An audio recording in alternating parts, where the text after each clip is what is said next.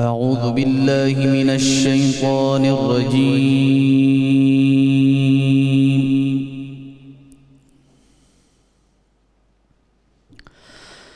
بسم الله الرحمن الرحيم.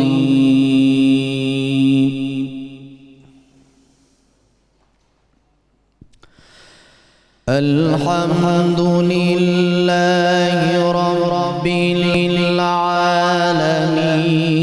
الرحمن الرحيم مالك يوم الدين.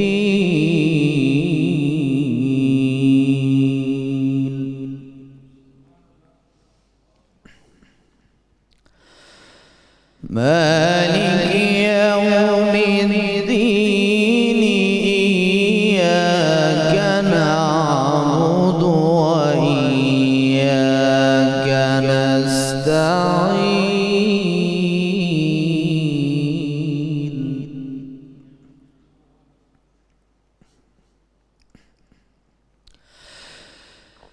بسم الله الرحمن الرحيم.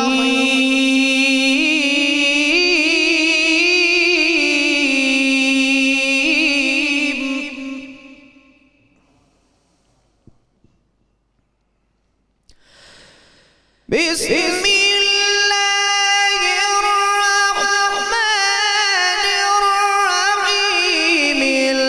الحمد لله رب العالمين الرحمن الرحيم مالك يوم الدين إياك نعبد وإياك نستعين.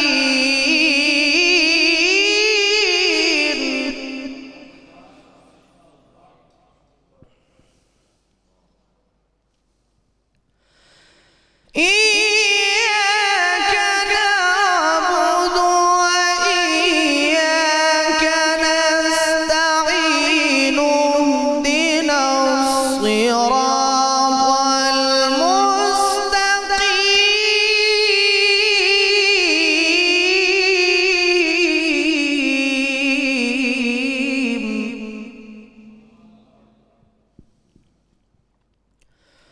صراط الذين أنعمت عليهم غير المغضوب عليهم ولا الضالين.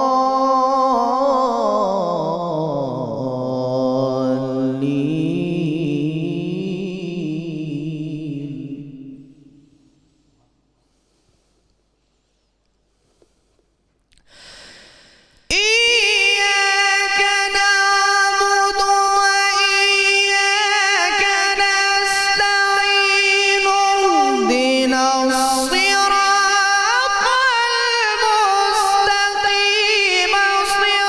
صراط الذين أنعمت عليهم غير المغضوب عليهم ولا الضالين.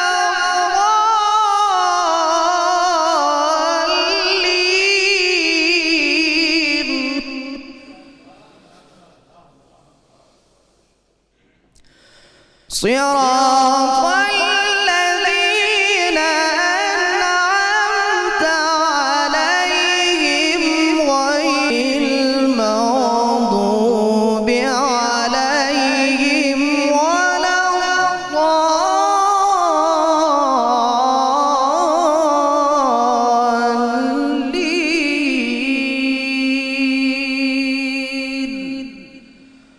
صدق اللہ العلی العظیم۔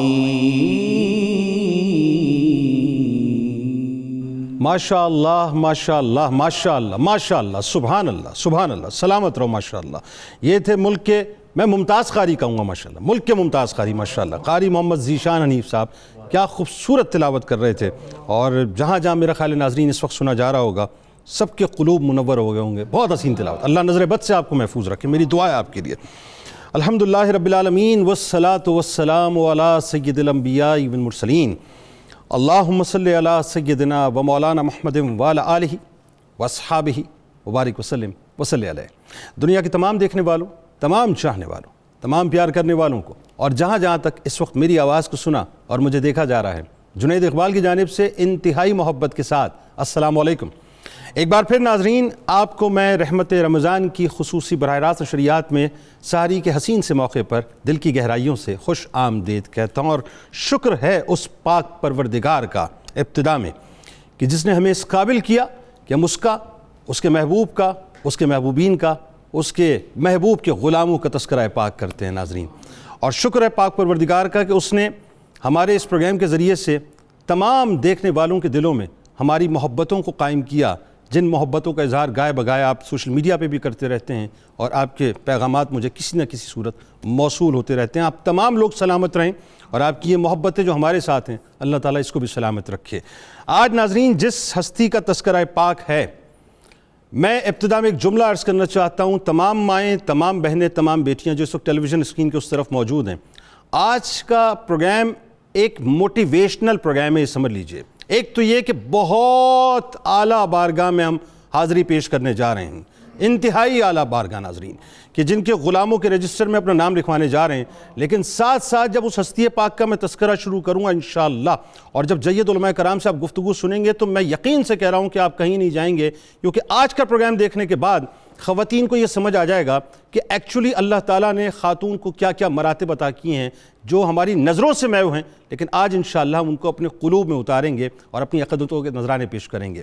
بات یہ ناظرین کہ تاریخ اسلام کے دامن میں ایسی بے شمار ہستیاں بیش قیمت ہیروں کی طرح جگمگا رہی ہیں، جنہوں نے تبلیغ دین، زہد و ورع، تقوی و پاکیزگی، عبادت و ریاضت اور مخلوق خدا کی خدمت کے ذریعے اللہ رب العزت کا قرب حاصل کیا، اور سینکڑوں سال گزرنے کے باوجود بھی ان ہستیوں پر تاریخ نازاں ہے، اور ان کی سیرت انسانیت کے لیے مشعل راہ ہے۔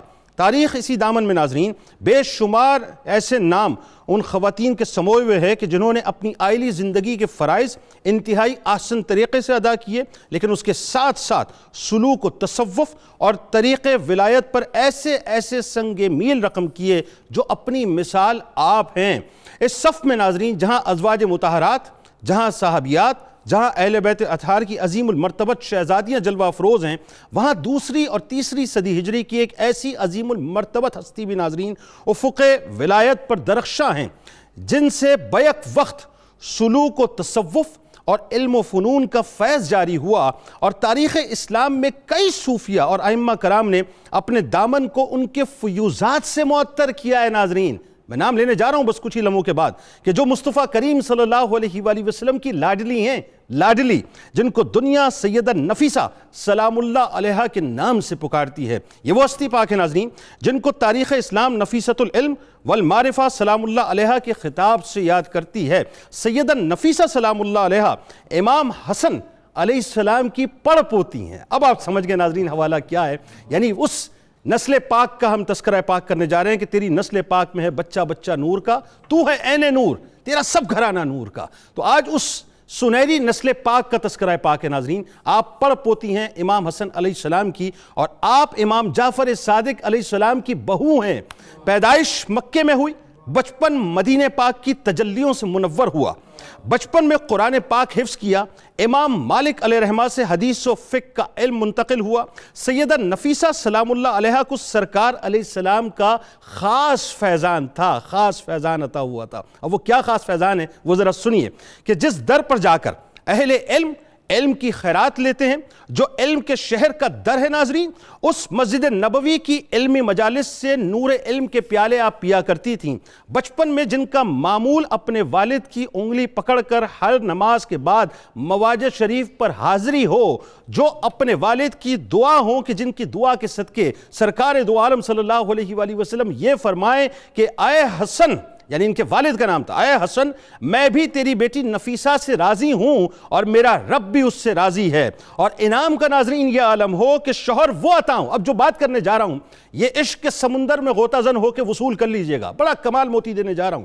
ہم تو عشق کے بندے ہیں صاحب، عشق کی سارا پہ جہاں بھی ہمیں یہ عشق کے اور پیار کے اور محبت کے اور الفت کے اور عقیدتوں کے موتی ملتے ہیں ہم اپنے دامن میں سمیٹ لیتے ہیں۔ میں جب ان کا تذکارہ پاک پڑھ رہا تھا ناظرین تو ایک بات میں نے دیکھی کہ جس طرح سے یہ سرکار علیہ السلام سے محبت فرمایا کرتی تھی، عشق فرمایا کرتی تھی، اور جو بار بار آپ کے والد گرامی آپ کو مواجہ کے سامنے لے کے جاتے تھے، اب سرکار علیہ السلام نے کیا عطا فرمایا سنیے۔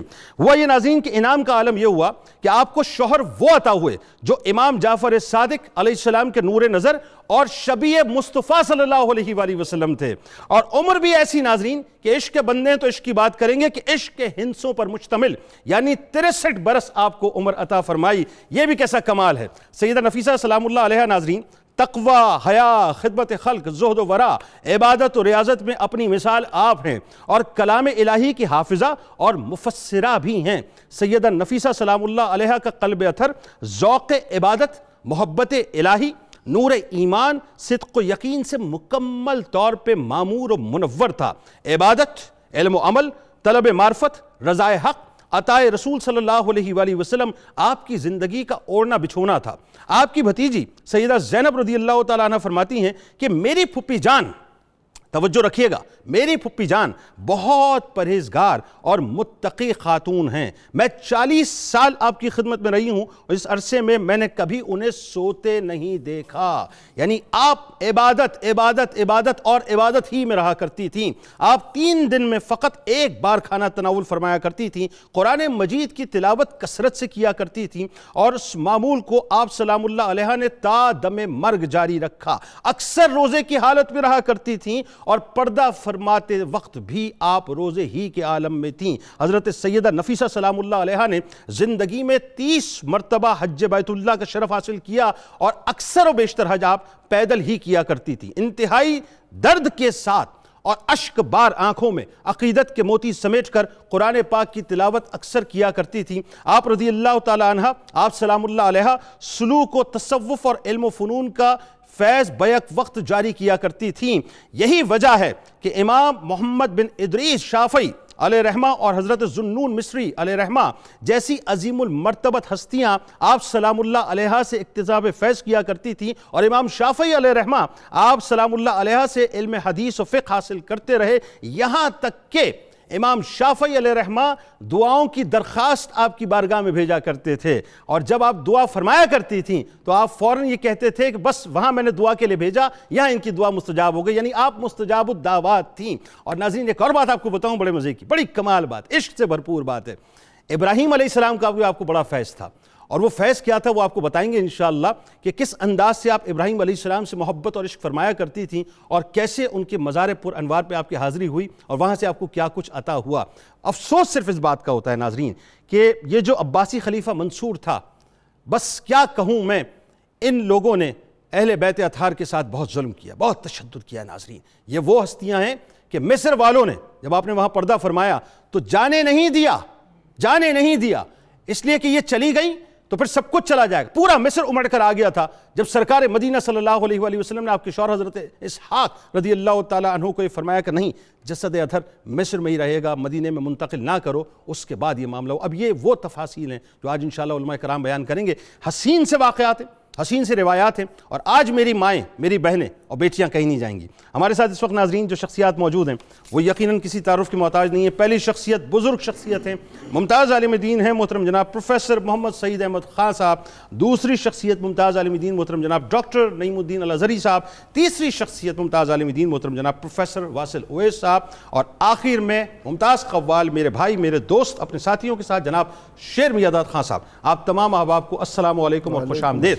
جی وعلیکم السلام۔ ہمارے ساتھ رہیں ناظرین شیر میاداد صاحب نے تو آج کمال ہی کر دیا ماشاءاللہ. اور ابھی علماء کرام سے بات ہوگی. حضرت نفیسہ سلام اللہ علیہا کی بارگاہ میں ایک بات آپ کو اور بتاؤں, ہمارے جناب ڈاکٹر نعیم الدین الازہری صاحب یہاں موجود ہیں, یہ اس بارگاہ میں حاضری دے کر بھی آئے ہیں, تو گفتگو تو ہوگی لیکن پہلے ان سے حاضری کے بارے میں پوچھیں گے جو مزار شریف پہ آپ نے جیتی حضرت نفیسہ سلام اللہ علیہ کے. تو جائیے بس انشاءاللہ پھر لوٹ کے واپس آتے ہیں.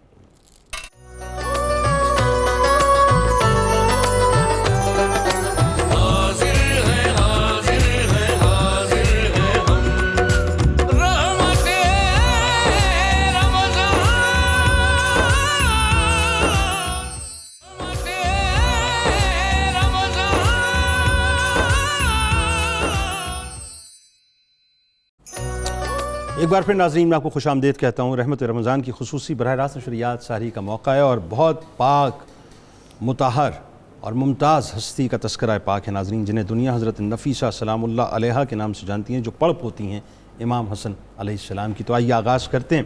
سب سے پہلے پروفیسر صاحب آپ سے میں چاہتا ہوں کہ آپ پہلے تو اہل بیت اطہار کی جو فضیلت و محبت ہے ذرا اس پہ کلام فرمائیے, پھر سلسلے کو آگے بڑھاتے ہیں. بسم اللہ الرحمن الرحیم. اللہم صلی علی محمد کما تحب و ترضی. جنید صاحب, پہلی بات تو میں یہ کہوں گا کہ آج 92 کے ذریعے جو سورہ شفا کی تلاوت گونجی ہے, اس کے بعد جو حمد ہوئی ہے, جس بھائی نے اپنے گھر میں ٹی وی لگا کر یہ سنی ہے, اس گھر میں بیماری نہیں رہ سکتی. انشاءاللہ انشاءاللہ وہ شفا سے بھر جائے گا انشاءاللہ انشاءاللہ. کیا خوبصورت منظر تھا آج ابتدا کا. سبحان اللہ سبحان. جنید صاحب, جہاں تک نبی اکرم رحمت عالم صلی اللہ علیہ وسلم کے اہل بیت اطہار کی فضیلت کا تعلق ہے, محبت کا تعلق ہے, اس زمن میں دینی تعلیمات کی روشنی میں, قرآن و سنت کی روشنی میں چند معروضات عرض کرنے کی کوشش کروں گا, شاید کہ اتر جائے تیرے دل میں میری بات. بات یہ ہے کہ قرآن واضح طور پر اہل ایمان کو حکم دیتا ہے کہ لا یرغبوا انفسہم عن نفسہ. اہل ایمان اپنی جانوں کو نبی کی جان سے پیارا نہ جانے. یہ قرآن ہے جو اہل ایمان کو حکم دے رہا ہے کہ اللہ و رسولہ احق ان یردوہ ان کانوا مومنین. جو بھی صاحب ایمان ہونے کا دعویٰ رکھتا ہے, اس کی زندگی اللہ اور اس کے رسول کو راضی کرنے کے لیے وقف ہو جانی چاہیے. سبحان اللہ سبحان اللہ. محبتوں کا یہ نقطہ جب رسول اکرم رحمت عالم صلی اللہ علیہ وسلم کے ساتھ مسلمان کو سمجھ آ جائے, تو پھر اس در سے نسبت رکھنے والی کس چیز سے پیار نہیں ہوگا. اللہ اکبر. اور یہ تو ہیں ہی گھر والے. اور گھر والے کے ساتھ بھی ذہن میں رکھنا چاہیے کہ اہل بیت اطہار کی ساری فضیلتیں, ساری کرامتیں, ساری بزرگیاں, سارا شرف محمد عربی صلی اللہ علیہ وسلم کی بدولت ہے. سبحان اللہ سبحان اللہ. یہ بڑا بنیادی نقطہ ہے, اس کو نظروں سے اوجھل کر دیں پھر کچھ نہیں رہتا. ایسا ہی نبی رحمت صلی اللہ علیہ وسلم نے جہاں اہل ایمان کو 3 باتیں سیکھنے کا حکم دیا, اللہ اور اس کے رسول کی محبت سیکھو, سبحان اللہ, قرآن کی محبت سیکھو, اور اہل بیت اطہار کی محبت سیکھو. ہائے ہائے ہائے ہائے ہائے ہائے سبحان اللہ. پھر آپ صلی اللہ علیہ وسلم نے بارہا اپنے ان پیاروں کو بٹھا کر اللہ کے حضور کیا دعائیں کی, اے اللہ مجھے ان سے پیار ہے, تو بھی ان سے پیار کر, اور جو ان سے پیار کرے اے اللہ تو ان سے پیار کر. آئے ہائے کیا بات. جو ان سے دشمنی رکھے اے اللہ تو ان سے دشمنی رکھ. بے شک بے شک. اسی ضمن میں یہ کہ آپ نے اہل بیت کو سفینہ نوح قرار دیا. سبحان اللہ. جو اس میں سوار ہوا بچ گیا, واہ. جو پیچھے رہ گیا وہ ڈبو دیا گیا. سبحان اللہ سبحان اللہ سبحان اللہ. اس ضمن میں ایک بڑی خوبصورت بات عرض کر کے اپنی بات کو آگے بڑھاؤں گا کہ اللہ تعالیٰ نے قرآن پاک کی سورہ ابراہیم میں فرمایا, الم تر کیف ضرب اللہ مثلا کلمۃ طیبۃ کشجرۃ طیبۃ اصلها ثابت وفرعها فی السماء. کیا ان لوگوں نے نہیں دیکھا ان لوگوں کی طرف کہ اللہ نے کلمہ طیبہ کی کیا خوبصورت مثال بیان فرمائی. وہ شجرہ طیبہ ہے، اس کی بنیادیں محکم ہیں اور اس کی ٹہنیاں آسمانوں میں جا رہی ہیں. سبحان اللہ سبحان اللہ. اب اس آیہ کریمہ کی روشنی میں محدثین نے ہمیں رسول اکرم رحمت عالم صلی اللہ علیہ وسلم کا ارشاد دیا. وہ ارشاد جس ایمان والے کے کان میں پڑ جائے گا وہ حب اہل بیت اطہار سے ایک لمحہ بھی غافل نہیں ہو سکتا. اللہ اللہ. حضور سید عالم صلی اللہ علیہ وسلم کا ارشاد ہے کہ لوگ مختلف درختوں سے پیدا کیے گئے ہیں، جبکہ میں اور علی ایک ہی درخت سے پیدا ہوئے ہیں. سبحان اللہ. فرمایا کہ میں اس درخت کی جڑ ہوں، فاطمہ اس کی شاخیں ہیں، سبحان اللہ. اور علی مرتضیٰ رضی اللہ عنہ اس کا شگوفہ ہے. اللہ اللہ اللہ اللہ. حسن اور حسین پھل ہیں. پھل ہیں. فرمایا ہمارے پیروکار اس کے پتے ہیں. سبحان اللہ. اس درخت کے پتے ہیں. سبحان اللہ. اور جو بھی اس کی ٹہنیوں میں سے سیدہ نفیسہ سلام اللہ علیہ کا ذکر کر رہے ہیں. نبی اکرم رحمت عالم صلی اللہ علیہ وسلم نے قیامت تک آنے والے ان سادات کو جو اپنے آباء و اجداد کی راہ پر چل رہے ہیں کیا شرف عطا کر دیا. فرمایا یہ جو ہیں حضرت نفیسہ، یہ تو نفیسۃ الدارین، نفیسۃ العلم، نفیسۃ الطاہرہ، نفیسۃ العابدہ، نفیسۃ المصر والعصر ہے. اللہ اللہ اللہ اللہ اللہ. سبحان اللہ. کہ جو بھی اس درخت کی ٹہنیوں میں سے کسی کے ساتھ لٹک گیا وہ اسے جنت تک لے جائیں گے. بات آگے بڑھاتے کیا. اور جو اس کو چھوڑے گا وہ جہنم میں جائے گا. بات دیکھیں یہ وضاحت اس لیے بھی ہو گئی کہ اب سمجھ آ جائے کہ جس سلسلہ نور کی ہم اتنے تذکارے پاک کرتے ہیں اور بار بار کرتے ہیں اور بارہا کرتے ہیں اور کرتے رہیں گے انشاءاللہ. یہاں بھی کریں گے، قبر میں بھی کریں گے، حشر میں بھی کریں گے. اس کا مقصد کیا ہے؟ مقصد یہ نا کہ اس توق کو سب کے سامنے دکھانا کہ جی ہاں غلامی کا توق ہمارے گلے میں ہے. ڈاکٹر صاحب پہلے تو آپ میں چاہتا ہوں کہ ایک تو نام و نسب و تعارف وہ آپ پیش فرمائیں، لیکن ساتھ ساتھ اس سے پہلے ذرا لوگوں کو ایک روحانی سفر مختصراً کروا دیجئے مزار پاک کا جو آپ گئے تھے. کیا مزار پاک، کیسا مزار پاک مصر میں، ذرا بتائیے. بسم اللہ الرحمن الرحیم. ماشاءاللہ بڑا ہی سہانا یہ سحری ہے کہ جس میں سادات کرام اور اہل بیت اطہار کا ذکر ہو رہا ہے. سر تاب قدم ہے تن سلطان زمن پھول، لب پھول، دہن پھول، زکن پھول، بدن پھول. کیا بات رضا اس چمنستان کرم کی، زہرا ہے کلی جس کی حسین اور حسن پھول. اور تیری نسل پاک میں ہے بچہ بچہ نور کا، تو ہے عین نور تیرا سب گھرانہ نور کا. جنید صاحب میں جیسا کہ آپ نے فرمایا مجھے 5-6 سال مصر میں رہنے کا اتفاق ہوا. جامعہ الازہر مصر جو عالم اسلام کی عظیم یونیورسٹی ہے وہاں زانو تلمذ طے کرتا رہا. تو اس دوران میں نے یہ مشاہدہ کیا اپنی آنکھوں سے کہ اہل مصر جتنی اہل بیت اطہار اور سرکار کی آل سے پیار کرتے ہیں بہت کم مثال کہیں اور ملے گی. اچھا. ان کی خاص قلبی وابستگی ہے. اس کی ایک وجہ تو یہ بھی ہے کہ سرکار دو عالم صلی اللہ علیہ وسلم نے فرمایا اوصیکم باہل مصر خیرا، کہ میں اپنی امت کو مصر والوں کے ساتھ اچھے سلوک کی وصیت کرتا ہوں. کیونکہ حضرت سیدہ ماریہ قبطیہ وہاں سے آئی تھیں اور اس وجہ سے سرکار کا وہاں تعلق تھا. اب پھر خاص نوازا گیا مصر والوں کو کہ وہاں اہل بیت اطہار کا ورود کثرت سے ہوا ہے. حضرت جامعہ الازہر مصر جو حضرت سیدہ زہرا کے نام پہ یونیورسٹی قائم ہوئی ہے اس کے بالکل سامنے حضرت سیدنا امام علی مقام راکب دوش مصطفیٰ شہزادہ گلگوں کبا حضرت امام علی مقام امام حسین ابن علی رضی اللہ تعالیٰ عنہ کا سر انور مدفون ہے. یہ بالکل قاہرہ کے وسط میں مشہد حسین ہے جہاں پہ ساری دنیا حاضری دیتی ہے. اور وہاں کی روحانیت کا کیا عالم ہے. باہر لکھا ہوا ہے حسین منی وانا من الحسین. اور پھر اس سے تھوڑا آگے بڑھ جائیں تو سیدہ زینب سلام اللہ علیہ آپ کا مزار پر انوار مصر کے اندر ہے. پھر آگے چلے جائیں تو پوری شارع الاشراف ہے. اور اس شارع الاشراف میں حضرت سیدہ عائشہ بنت الامام جعفر الصادق رضی اللہ تعالیٰ عنہ جو امام جعفر صادق کی بیٹی ہیں ان کا مزار ہے. اور ساتھ حضرت سیدہ نفیسۃ العلوم حضرت سیدہ نفیسہ سلام اللہ علیہ کی مسجد بھی ہے، مزار بھی ہے. اور یہ مزار جنید صاحب اسی جگہ پہ بنا ہے جہاں آپ کا گھر تھا. اور آپ نے اپنے اس مزار کے اوپر آگے اس کا ذکر آئے گا 190 مرتبہ اس میں بیٹھ کے خود قرآن ختم کیا ہے. اللہ تو پھر اس میں روحانی آگے وصال پاک میں ہم تذکر کریں گے. میں صرف اختصار سے یہ عرض کروں گا کہ وہاں پھر آگے حضرت سیدہ صفیہ جو سرکار کی پھوپھی جان ہیں، پھر آگے حضرت سکینہ رضی اللہ تعالیٰ عنہ، اور دیگر حضرت امام حسن الانور کا مزار بھی وہیں پہ ہے جو آپ کے والد گرامی، آپ کے والد گرامی، تو پوری وہ شارع الاشراف یعنی سادات کی روڈ کہلاتی ہے۔ وہاں پہ جب مصر والے حاضری دیتے ہیں، اور مجھے بھی بار بار وہاں سادات کی تو پوری کائنات شرف نصیب ہوا کہ وہاں یہ مستجاب الدعوات مشہور ہیں، جب مصر والے ان کے قدموں میں پہنچتے ہیں تو ان کی آنکھوں سے آنسو تھمتے نہیں، اور جھڑی لگ جاتی ہے اور روتے ہیں،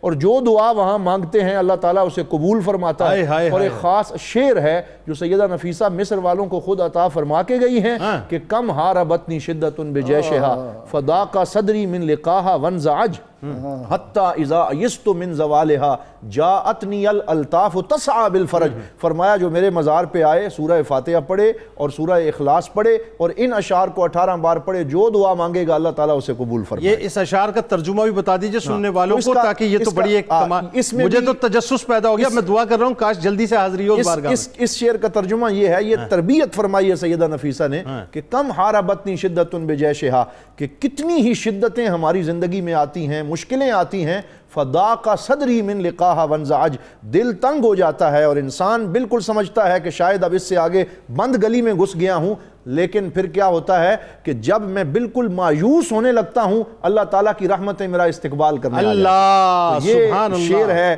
جو آپ پڑھا کرتی تھیں، اور اس کے ساتھ قرآن کے ساتھ آپ بڑا کیف ان کے مزار پہ میں بہت کیف ہے، بہت کیف ہے حضرت، کمال کا کیف ہے، روحانیت ہے۔ اللہ تعالیٰ ہم سب کو وہاں حاضری آمین۔ نام و نسب اتار آپ کے نام و نسب کے حوالے سے میں یہ عرض کرنا چاہوں گا کہ سبحان اللہ، حضور سید عالم صلی اللہ علیہ وآلہ وسلم کے ساتھ جو آپ کا تعلق ہے کہ آپ کے والد گرامی ہیں امام حسن الانور رضی اللہ تعالیٰ عنہ، اور ان کے والد گرامی ہیں حضرت زید الابلج رضی اللہ تعالیٰ عنہ، ان کے والد گرامی ہیں حضرت امام حسن مجتبی رضی اللہ تعالیٰ عنہ، اور ان کے بابا جان ہیں حضرت مولا علی شیر خدا کرم اللہ وجہ الکریم، اور پھر آگے حضرت سیدنا جو ہے وہ ابو طالب ہیں، اور ادھر سرکار دو عالم صلی اللہ علیہ وسلم کی ذات والا صفات ہے۔ اور جیسے آپ نے انٹرو میں فرما دیا کہ سسرالی رشتہ جو ہے وہاں سے حسینی فیض آ رہا ہے، اور امام جعفر صادق رضی اللہ تعالیٰ عنہ، حضرت امام باقر رضی اللہ تعالیٰ عنہ، اور حضرت امام علی زین العابدین رضی اللہ تعالیٰ عنہ، اور امام حسین ابن علی ابن ابی طالب رضی اللہ تعالیٰ عنہ۔ تو یہ آپ کا، اور پھر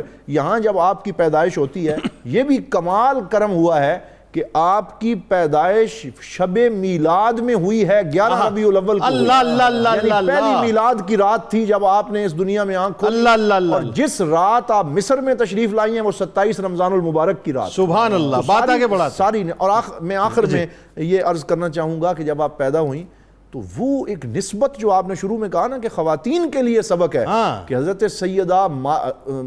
سیدہ مریم سلام اللہ علیہا کے لیے ان کی والدہ نے جو دعا مانگی تھی وہی دعا حضرت امام حسن الانور نے اپنی بیٹی کے لیے مانگی، اللہم انبتھا نباتا حسنا وقبلھا قبولا حسنا وجعلھا من عبادک الصالحین واولیائک المقربین الذین تحبہم ویحبونک۔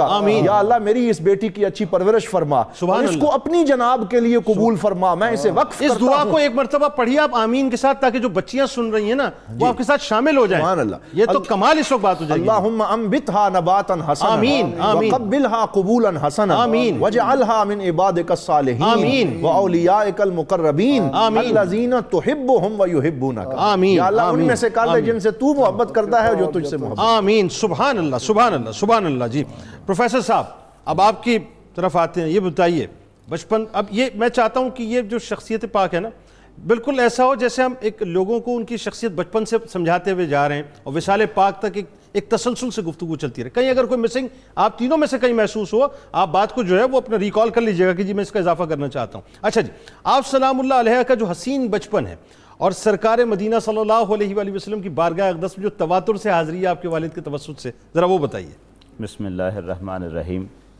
جنید بھائی ابھی جب علامہ صاحب فرما رہے تھے مصر کے اندر جو سادات کرام کے مزارات ہیں، تو ایک نام آپ نے سنا سیدہ سکینہ، یہ وہی نام ہے جس کو ہمارے ہاں سکینہ کہا جاتا ہے۔ سکینہ بنت حسین، یہ وہی، اسی کو اصل نام سکینہ ہے۔ اسی طرح جن کا نام ہم آج سیدہ نفیسہ لے رہے ہیں اصل نام سیدہ نفیسہ ہے۔ نفیسہ، یہ سیدہ نفیسہ جو ہے یہ اصل نام ہے، اب اسی کا ہمارے ہاں سکینہ سے سکینہ اور نفیسہ سے نفیسہ۔ بالکل سی۔ اب بات یہ ہے، معاملہ یوں ہے کہ حضور سید عالم صلی اللہ علیہ وسلم کا ایک فرمان عالی شان ہے، جسے قاضی عیاض رحمۃ اللہ علیہ نے الشفاء میں نقل کیا اور ابن حجر حیتمی نے الصواعق المحرقہ میں نقل کیا۔ فرمان یہ ہے کہ معرفت آل محمد براۃ من النار، آہا سبحان اللہ، حب آل محمد جواز علی الصراط، آئے ہائے سبحان اللہ، والولایت لآل محمد امان من العذاب۔ اللہ اللہ اللہ اللہ۔ سرکار دو عالم صلی اللہ علیہ وسلم نے ارشاد فرمایا کہ آل محمد کے مقام و مرتبہ کو پہچاننا دوزخ سے آزاد کر دیتا۔ کیا بات، یعنی پہلا درجہ یہی، پہلا درجہ ابھی پہچان لو تو آزادی مل گئی، کچھ نہیں، کیا بات ہے، فقط مقام و مرتبہ کی جو پہچان ہے، ہاں صرف پہچان کر لو، پہچان ہی ہے، وہ دوزخ سے آزاد کر رہی ہے۔ مطلب جو جان گیا اس کو یہ مقام مل گیا، وحب آل محمد جواز علی الصراط، اور آل محمد کی محبت پل صراط پار کرنے کا ٹکٹ اب جو قلب میں اتار لے گا اس کو پل صراط سے آسانی ہو جائے گی، سے آسانی سے گزر جائے۔ والولایت لآل محمد امان من العذاب، اور جس نے آل محمد سے دوستی کر لی، محبت ان کی اپنے دل میں رکھ لی، ولایت اپنے دل میں رکھ لی، تو عذاب اللہ تعالی نے سارے اس پر، یعنی جو قدموں پہ فریفتہ ہو گیا اسے ہر عذاب سے چھٹکارا ہو گیا، عذاب سے سبحان اللہ سبحان اللہ، چھٹکارا ہو گیا۔ اب یہ تو ہے اہل بیت اطہار آل محمد کی محبت کا جو اثر ہے۔ ہم جس گھرانے کی بات کر رہے ہیں، ظاہر ہے اہل بیت کی جو ابتدائی کڑیاں ہیں وہ یہیں سے تو شروع ہو رہی ہیں۔ سبحان اللہ۔ آج بھی اہل بیت کا خون جہاں نظر آتا ہے، ہمارے سینے میں محبت کا سمندر ٹھاٹھے مارنے لگ پڑتا ہے، ایسا ہی، تو ان کی اولاد تو قیامت تک سادات ایسا ہی، اس میں کوئی دوسری رائے نہیں، لیکن وہاں تو یہاں سے شروع ہو رہا ہے کام، یہ ابتدائی کڑیاں ہیں، حسین بچپن، حسین بچپن۔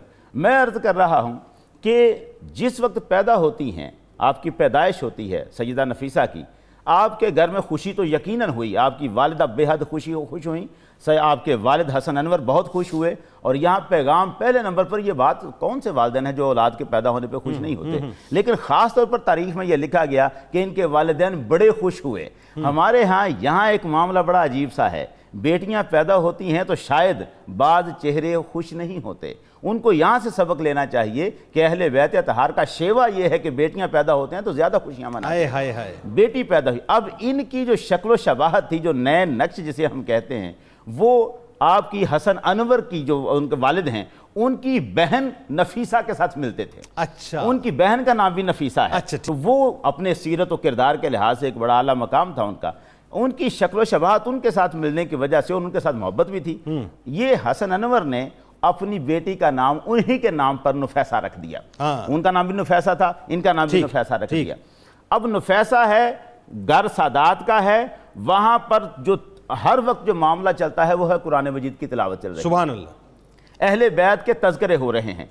والد اور والدہ کا انداز یہ ہے کہ اپنی بیٹی کو بٹھا کر حضرت فاطمہ زہرا رضی اللہ تعالیٰ عنہ سلام اللہ علیہ ان کے حوال سناتے رہتے ہیں، امام حسن اور حسین کے تذکار سناتے رہتے ہیں۔ اب جن کے گھر میں یا قرآن کی تلاوت ہوتی ہو یا حسن و حسین کے تذکار چلتے ہوں، سیرت فاطمہ زہرا کا ذکر چلتا ہو، وہاں پر جو بچے بڑھیں گے، پھولیں گے، پلیں گے، ان کے تو ہر رگ میں اس گھرانے کی محبت ہوگی اور عبادت کا کی رگ رگ میں اترا ہوگا۔ سیدہ نفیسہ نے وہاں سے یہ پہلا فیض لیا ہے کہ قرآن کی محبت، اور یہ سرکار دو عالم صلی اللہ علیہ وسلم کا فرمان بھی ہے، ادبوا اولادکم علی ثلاث خصال، اپنی اولاد کو 3 خصلتیں سکھاؤ، حب نبیکم و حب اہل بیت نبیکم و قراءۃ القرآن۔ سبحان اللہ۔ اب یہ بتائیے کہ آپ کا بچپن جب آپ سرکار علیہ السلام کی بارگاہ میں آئے، تھوڑا سا موقع دیجئے، میں اس طرف آ رہا ہوں۔ سیدہ نفیسہ کے 9 بھائی اور 1 بہن ہیں۔ یہ جو 9 بھائی ہیں ذرا ان کے نام سن لیجئے، اس لیے کہ یہ بڑا خاص تعلق ہے یہاں اس گھر کے اندر۔ ان کے بھائیوں کے نام ہیں ابو القاسم، محمد، علی، زید، عبید اللہ، ابراہیم، اسحاق، اسماعیل، یحییٰ۔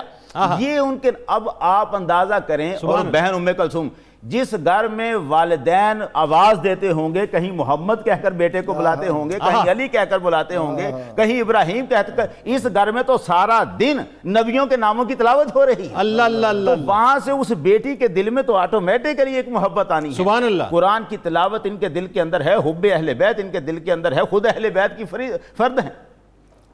والد سے تاریخ اسلام سیکھتی ہیں، والد ان کو باقاعدہ طور پر تاریخ اسلام پڑھاتے ہیں، اور پھر ساتھ یہ فرماتے ہیں کہ میں چاہتا ہوں کہ تم صالحہ بنو، عابدہ بنو، اللہ کی نیک بندیوں میں اعلیٰ مقام پہ پہنچو۔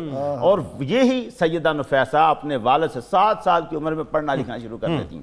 والد کے ساتھ ہجرت کر کے مدینہ آتی ہیں. ٹھیک ہے. جب مدینہ منورہ میں پہنچتی ہیں تو یہاں پر اب بات یہ ہے کہ یہاں میں ڈسکنٹینیو آپ کو اس لیے کر رہا ہوں آپ کی اجازت سے کہ قوالی کی طرف چلتے ہیں, لوٹیں گے. اب جب آپ کے پاس لوٹوں گا انشاءاللہ, کیونکہ پروفیسر صاحب سے تو کسی اور موضوع پہ بات ہوگی, تو آپ کو یہیں سے میں کنٹینیو کرواؤں گا, کیونکہ یہ آپ ہی کا حق ہے کہ آپ اس کو کمپلیٹ کریں.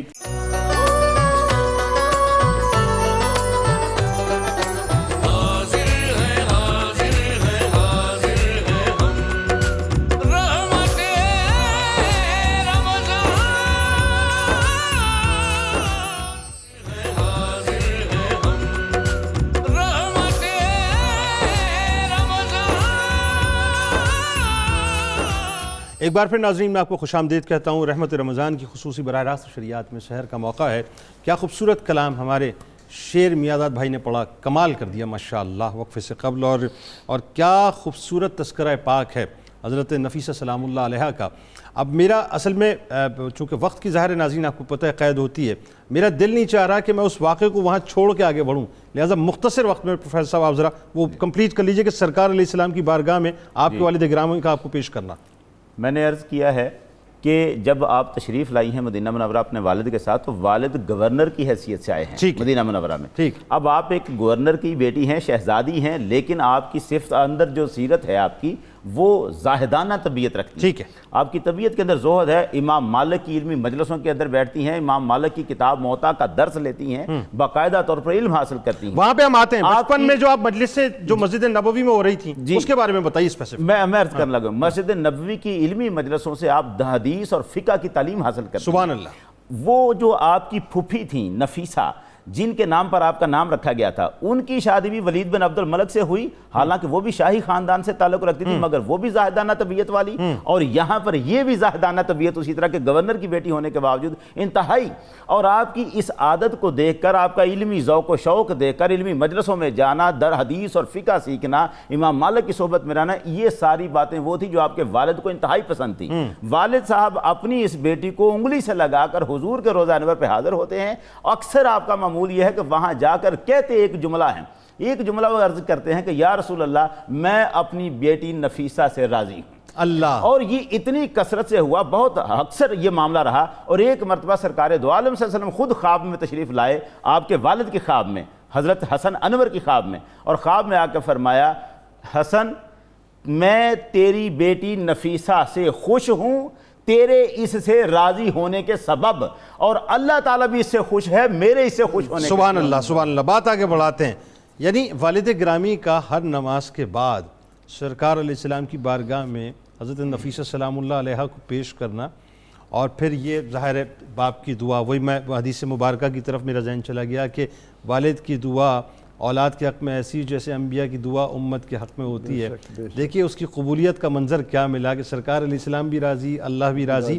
اب اس کے بعد جو اگلی منزل ہے وہ بڑی خوبصورت ہے, لیکن میں اس منزل سے پہلے چاہتا ہوں آپ عبادت و ریاضت کے بارے میں بات کریں. اس منزل پہ میں آپ سے کلام کرواؤں گا کہ جہاں آپ کو حضرت اسحاق رضی اللہ تعالیٰ عنہ شبیہ مصطفیٰ صلی اللہ علیہ وسلم کی صورت میں عطا ہوئے, لیکن آپ ذرا عبادتوں کا اور ریاضتوں کا معاملہ بتائیے. آپ کی گھرانہ ہی ایسا ہے کہ جس کا ایک ایک فرد اللہ اور اس کے رسول صلی اللہ علیہ وسلم سے محبت کا ایک اعلیٰ نمونہ دنیا کو دے رہا ہے. سبحان اللہ. اس گھر میں سیدہ حضرت زاہدہ طیبہ طاہرہ نفیسہ یا نفیسہ اس شان سے بڑھ رہی ہیں. 5-6 سال کی عمر میں قرآن پاک حافظ ہے, علم کے زیور سے ایسا آراستہ کر لیا ہے, اور اتنا کچھ ہونے کے باوجود آپ کی طبیعت میں زاہدانہ کشش تھی. دنیا کی چکا چوند سے اپنے آپ کو اس طرح دور رکھا, اور ایام تشریق کے علاوہ اور عیدین کے علاوہ آپ روزے سے ہوتی تھی. یعنی پورا برس روزے رکھتی تھی. پورا برس روزے رکھتی تھی. اللہ اکبر. اللہ اور اپنے شوہر کو تو آپ نے اس طرح راضی کیا کہ وہ فخری انداز میں لوگوں سے کہا کرتے تھے کہ مجھ پر اللہ کا انعام ہے, کہ خاص احسان ہے اس کا کہ اس نے مجھے ایسی بیوی دی. اللہ اللہ اللہ اللہ. اور اس کے باوجود جب گھر کے کام کاج سے فارغ ہوتی تو زہد و ورع کا یہ عالم تھا کہ مصلے پر آ کر, اور علماء لکھتے ہیں کہ آپ 3 دن میں 1 مرتبہ کھاتی تھی, صرف 1 مرتبہ. اور آپ کی بھتیجی حضرت زینب نے ان کی اللہ سے اس لو کی بنا پر اپنے آپ کو भतीजी के तौर पर नहीं, खादमा के तौर पर ऐसा मुंसलिक कर लिया था कि वो दीन और दुनिया की तमाम राहनाइयों से मेरा ख्याल है 40 बरस आपकी खिदमत जी हाँ। तो वो फरमाती हैं कि हज़रत नुफैसा की आदत मुबारक ये थी कि घर का काम काज से फारिग हुई और मुसल्ले पर आकर बैठ गई। यहाँ पर अभी जो हम दुआ का जिक्र कर रहे थे कि उनके वालिद ने दुआ मांगी थी कि अम्बित हा नबातन हासना, उसकी भी एक झलक नज़र आती है। हज़रत ज़ैनब बताती हैं कि मेरी इस चची ने अपने मुसल्ले के सामने एक टोकरी लटका रखी थी। अच्छा। और बाज़ औक़ात उस टोकरी में से ऐसी चीज़ अपने खाने के लिए निकालती कि जिसको इससे पहले न देखा न सुना गया। अल्लाह अकबर। फरमाती हैं कि एक दिन मैंने अर्ज़ की कि हज़रत आप तो इस तरह से इबादत में मसरूफ़ रहती हैं, बच्चों का ख्याल, घर के तमाम काम काज, और ये जो टोकरी आपने लटका रखी है इसका क्या वस्फ़ है? तो इस पर सैयदा नुफैसा ने जो जवाब दिया वो आज हमारी तमाम बेटियों, बहनों, माओं के लिए एक इंतहाई अहमियत का। बताइए। वो फरमाती हैं कि ए ज़ैनब, याद रखो कि जब कोई शख्स अपने अल्लाह के साथ मुखलिस हो जाता है तो कायनात उसकी मुट्ठी में आ जाए। सुभान अल्लाह, सुभान अल्लाह, क्या अच्छी बात। मन कान लिल्लाह कान अल्लाह लहू, और उसके तसर्रुफ में रहती है। अल्लाह रब्बुल इज़्ज़त ने ये तमाम तर जो शर्फ अता किया है, मैंने उसको राज़ी किया है, और उसकी रज़ा के लिए आप सिर्फ ये नहीं कि रोज़ा रखती थी बल्कि ताल्लुम का, लोगों बच्चियों को दीन की तालीम देने का भी। और मिस्र में जब आप पहुँचे हैं तो वहाँ तो आपने एक बहुत बड़ा इदारा कायम किया है उस इलाके की ख़वातीन के लिए, और यहाँ पर आप अपनी ज़िंदगी का एक एक सांस अपने रब को राज़ी करने के लिए वक्फ़ किए हुए हैं। दुनिया की यानी बाप जो है वो मदीने का गवर्नर है या ठाट बाट के तमाम सामान आ सकते हैं, मगर पोती हैं, पड़पोती हैं, फ़कीरी की ज़िंदगी आपने इख्तियार की, और फ़क्र भी जो आपने, जिन्होंने दुनिया को 3 तलाक़ें दी थी और बैतुल माल के अंदर नेमतों के अंबार को देखकर फरमाया था कि ए माल दुनिया, तू मुझे नहीं ललचा सकता, अल्लाह अल्लाह अल्लाह, मैं तो इससे जी चुरा चुका, अल्लाह अल्लाह। तो इस घराने के एक एक फ़र्द उसका नमूना था, और सैयदा नुफैसा रज़ियल्लाहु ताला अन्हा सलामुल्लाह ताला अलैहा उसका हमें बेहतरीन नमूने की सूरत में हमारे सामने। बिल्कुल ठीक। डॉक्टर साहब, बात आगे बढ़ाते हैं। अब ये जो एक बड़ा अहम मकाम है, वो मैं जो तसलसल में चाह रहा था उसको, कि हज़रत ये बताइए कि जाफ़र सादिक अलैहिस्सलाम की बहू बनना वो एक बड़ा मकाम है, और ख़ास तौर पे जिस तरह से सरकार अलैहिस्सलाम ने आपको तोहफ़ा अता फरमाया हज़रत इसहाक़ रज़ियल्लाहु तआला अन्हु की सूरत में, आपने मांगा उनसे, ज़रा बताइए क्या हुआ। जी बिल्कुल, इसमें तो बड़ा खूबसूरत सबक भी है, दरस भी है, इबरत भी है कि आजकल हमारे यहाँ बच्चियों की तरबियत पे इतनी तवज्जो नहीं दी जाती, और उनको एक जदीद फ़ैशन और इस सैलाब में झोंक दिया जाता है। फिर उसके बाद रिश्तों की परेशानी बनती है, अच्छा रिश्ता नहीं मिलता। लेकिन सैयदा नफ़ीसा रज़ी अल्लाह ताला अन्हा सलामुल्लाह अलैहा की सीरत में ये दर्स है कि अगर आपने तरबियत अच्छी हासिल कर ली और कुरान और सुन्नत से नाता जोड़ लिया और सरकार दो आलम सल्लल्लाहु अलैहि वसल्लम से कल्बी वाबस्तगी पैदा कर ली, फिर आपको रिश्तों के लिए परेशान होना नहीं पड़ेगा, बल्कि सरकार खुद करम नवाजी अल्लाह अल्लाह सुभान अल्लाह सुभान, क्या अच्छी बात है, क्या अच्छी। तो ये हमने देखा है और ये पढ़ा है और तारीख़ के सफ़ात में महफूज है कि जब आप मशहूर हो गई और नफीसतुल इल्म और नफीसतुद दारैन के लफ्ज़ से मदीना पाक में शोहरत हो गई, और पता चल गया कि ये सिर्फ बच्ची नहीं है बल्कि फ़कीहा भी हैं, आबिदा भी हैं, जाहिदा भी हैं, और हर हवाले से अल्लाह रब्बुल इज़्ज़त ने इनको नवाज रखा है। हुस्न सीरत है, हुस्न सूरत है, जमाल है, सारी नेमतें हैं, और फिर अहले बैत अतहार के चश्मो चराग हैं। तो फिर बड़े बड़े आबिद, जाहिद, उलमा और फ़ुक़हा जो हैं उनके रिश्ते आना शुरू हो गए, एक तांता बद गया, एक लाइन लग गई। और हर दफ़ा उनके वालिद गिरामी जो जुमला आगे से कहते जब कोई रिश्ता लेके आता, तो आप फरमाते इन्नी उरीदु अन उअद्दिल अमानता इला अहलिहा, कि मैं ये चाहता हूँ कि मैं इस अमानत को इसके अहल के सुपुर्द करूँ। अल्लाह अल्लाह अल्लाह, वो ये जुमला कह देते और लोग वापस चले जाते। तो हज़रत इसहाक़ जो हैं वो भी जैसा कि आपने कहा शबीह मुस्तफ़ा सल्लल्लाहु अलैहि वसल्लम, और इल्म تقوی تصوف روحانیت میں وہ اس وقت کے ایک علم تھے اور نجم ساتے تھے ایسا اور ہی چمکتے ہوئے ستارے ایسا تھے. ہی. اور پھر ان کو جیسے سرکار کو صادق اور امین کہا جاتا صلی اللہ علیہ وسلم, حضرت اسحاق رضی اللہ تعالیٰ عنہ آپ کا لقب تھا اسحاق المؤتمن, یعنی یہ امانت و دیانت میں اتنے معروف تھے کہ سبحان اللہ, ان کی گواہی دیتے تھے کہ یہ امین ہیں, سبحان اور یہ صادق اور امین کے نواسے ہیں. سبحان اس لیے آپ کو بھی شوق ہوا, اور آپ تو جانتے تھے اپنے ہی گھر کی, وہ یہ تو گھر ہی کا معاملہ تھا, گھر کا معاملہ تھا, تو پھر اپنے والد گرامی حضرت امام بھئی ایک نسل امام حسن علیہ السلام کی, ایک نسل امام حسین علیہ ان السلام کو کی, بھیجا, انہوں نے بڑی آؤ بھگت کی, بڑا استقبال کیا, لیکن پھر فرما دیا کہ اس معاملے میں ابھی کچھ انتظار کر رہا ہوں, اور پھر اٹھا دیا. تو ان کے دل پہ جب واپس وہ نکلے اور پتہ چلا تو ایک چوٹ لگی ہوگی, تو پھر وہ سیدھے بارگاہ مصطفیٰ صلی اللہ علیہ وسلم وہاں چلے گئے, اور اس میں احمد کا وظیفہ ہے, ہر ایک غم کا علاج, لاکھ خطرے ہوں اسی نام سے ٹل جاتے ہیں, اور آ پڑے ہیں تیرے قدموں میں, یہ سن کر ہم بھی تیرے قدموں میں جو گرتے ہیں سنبھل جاتے ہیں. وہاں آئے ہیں اور سرکار کی بارگاہ میں رو رو کے عرض کیا ہے, یا رسول اللہ میں یہ رشتہ جوڑنا چاہتا ہوں, اور یہ جو اتنی بڑی شخصیت انہیں اپنے گھر میں لانا چاہتا ہوں, تو آپ کرم نوازی فرمائیں. اچھا وجہ بھی پھر عرض کی نا انہوں نے جناب, ساتھ ساتھ وہ کہ ان کا علمی مقام اور دین کا کام, بالکل یہ شوق اور وجہ.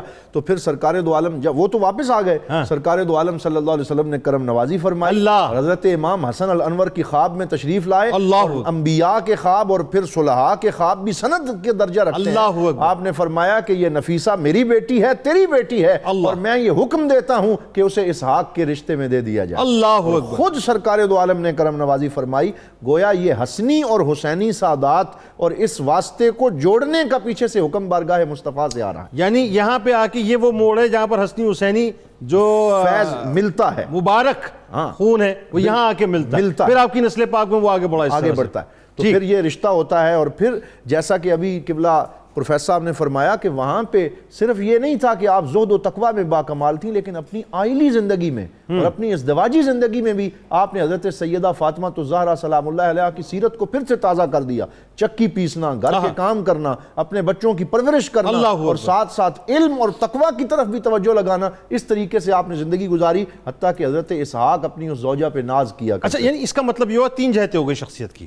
پہلی جہت تو آپ کی شخصیت کی وہ ہو گئی کہ جہاں پر آپ کی عبادت و ریاضت کو ہم لے لیتے ہیں, دوسری جہت آپ کی وہ ہو گئی جہاں پر آپ کا علمی مقام ہے, اور تیسری جہت جہاں پہ آپ کا عائلی مقام, اور ہر جگہ پہ آپ جو ہیں وہ ایک توازن ہے, جو ہے ستارہ نظر آ رہا ہے, شخصیت میں ایک توازن ہے. یہاں میں صرف ایک بات عرض کرنا چاہوں گا آخر میں, کہ جناب یہ دیکھیں کہ عائلی زندگی میں مقام یہ ہے, اور قرآن سے شغف یہ ہے کہ جو بھی بیبیاں آپ کے پاس آتی, بچیاں آتی, آپ انہیں وظیفہ دیتی اور وظیفہ قرآن سے دیتی. آپ فرماتی اگر چاہتی ہو کہ فقر ختم ہو جائے تو سورہ واقعہ کی تلاوت کیا کرو, یہ آپ کے ملفوظات میں سے ہے. اور اگر چاہتی ہو کہ دین پہ ثابت قدمی نصیب ہو جائے تو سورہ ملک کی تلاوت کیا کرو. اور اگر چاہتی ہو کہ قیامت کے دن کی پیاس سے بچ جاؤ تو پھر سورہ کوثر کی تلاوت کیا کرو. اس طریقے سے ساتھ تربیت فرماتی ہیں, اور امت کی بچیوں کو قرآن سے جوڑنے میں وہ اپنا کردار ادا کرتی ہیں. سبحان اللہ. بات آگے بڑھاتے ہیں. حضرت ابراہیم علیہ السلام سے جو آپ کے قلبی تعلق اور مزار شریف پر جو آپ کی حاضری, ذرا وہ پورا نقشہ کھینچیے, وہ کیا تھا؟ جی بسم اللہ الرحمن الرحیم. ابھی جو آپ نے جملہ کہا تھا, پہلے میں وہ بھی چھوٹا سا عرض کر دوں کہ یہ جو حضرت اسحاق جا کے حضور سید عالم صلی اللہ علیہ وسلم کی قبر انور پہ بات کرتے ہیں نا, وہاں ایک بڑا خاص جملہ وہ بولتے ہیں, حضور سے عرض کرتے ہیں, یا رسول اللہ انی اخطبہا لخیرہا و دینہا و عبادتہا, میں نے جو اس کو رشتے کا پیغام دیا ہے تو اس کی نیکی کی وجہ سے, اس کی عبادت کی وجہ سے, اس کی دینداری کی وجہ سے. مجھے اس کے باقی مال و دولت سے تو کوئی ثروت نہیں تھی اور کوئی اور خواہش نہیں تھی دنیاوی, میں تو صرف اس کی عبادت گزاری کی وجہ سے. وہ جو ان کی سیرت کے اندر عبادت گزاری ہے, خیر ہے, نیکی ہے, تقوی ہے. زینب بنت یحییٰ جو آپ کے بھائی یحییٰ کی بیٹی ہیں, وہ فرماتی ہیں کہ آپ کو قرآن مجید کے ساتھ اتنا شغف تھا کہ اکثر قرآن کی تلاوت کیا کرتی تھیں. حافظہ تو تھیں, 1 سال میں آپ نے حفظ کیا تھا, یعنی چھوٹی عمر میں ہی جب حفظ کیا تھا تو 1 سال کے اندر قرآن حفظ کر لیا تھا. حافظہ تھیں, قرآن کو اکثر پڑھا کرتی تھیں. اور قرآن پڑھنے کے بعد زینب بنت یحییٰ یہ کہتی ہیں کہ اکثر قرآن پڑھنے کے بعد یہ دعا کیا کرتی تھیں, اللہم یسر لی زیارت قبر خلیل کا ابراہیم علیہ السلام. اللہ, بڑا پیار تھا آپ کو ابراہیم علیہ السلام, ابراہیم علیہ السلام سے. پروردگارہ اپنے خلیل ابراہیم کی قبر کی زیارت میرے لیے آسان. اللہ اللہ اللہ. اتنی دل میں تڑپ تھی, ایک محبت تھی کہ مجھے ابراہیم علیہ السلام کی قبر انور کی زیارت نصیب ہو.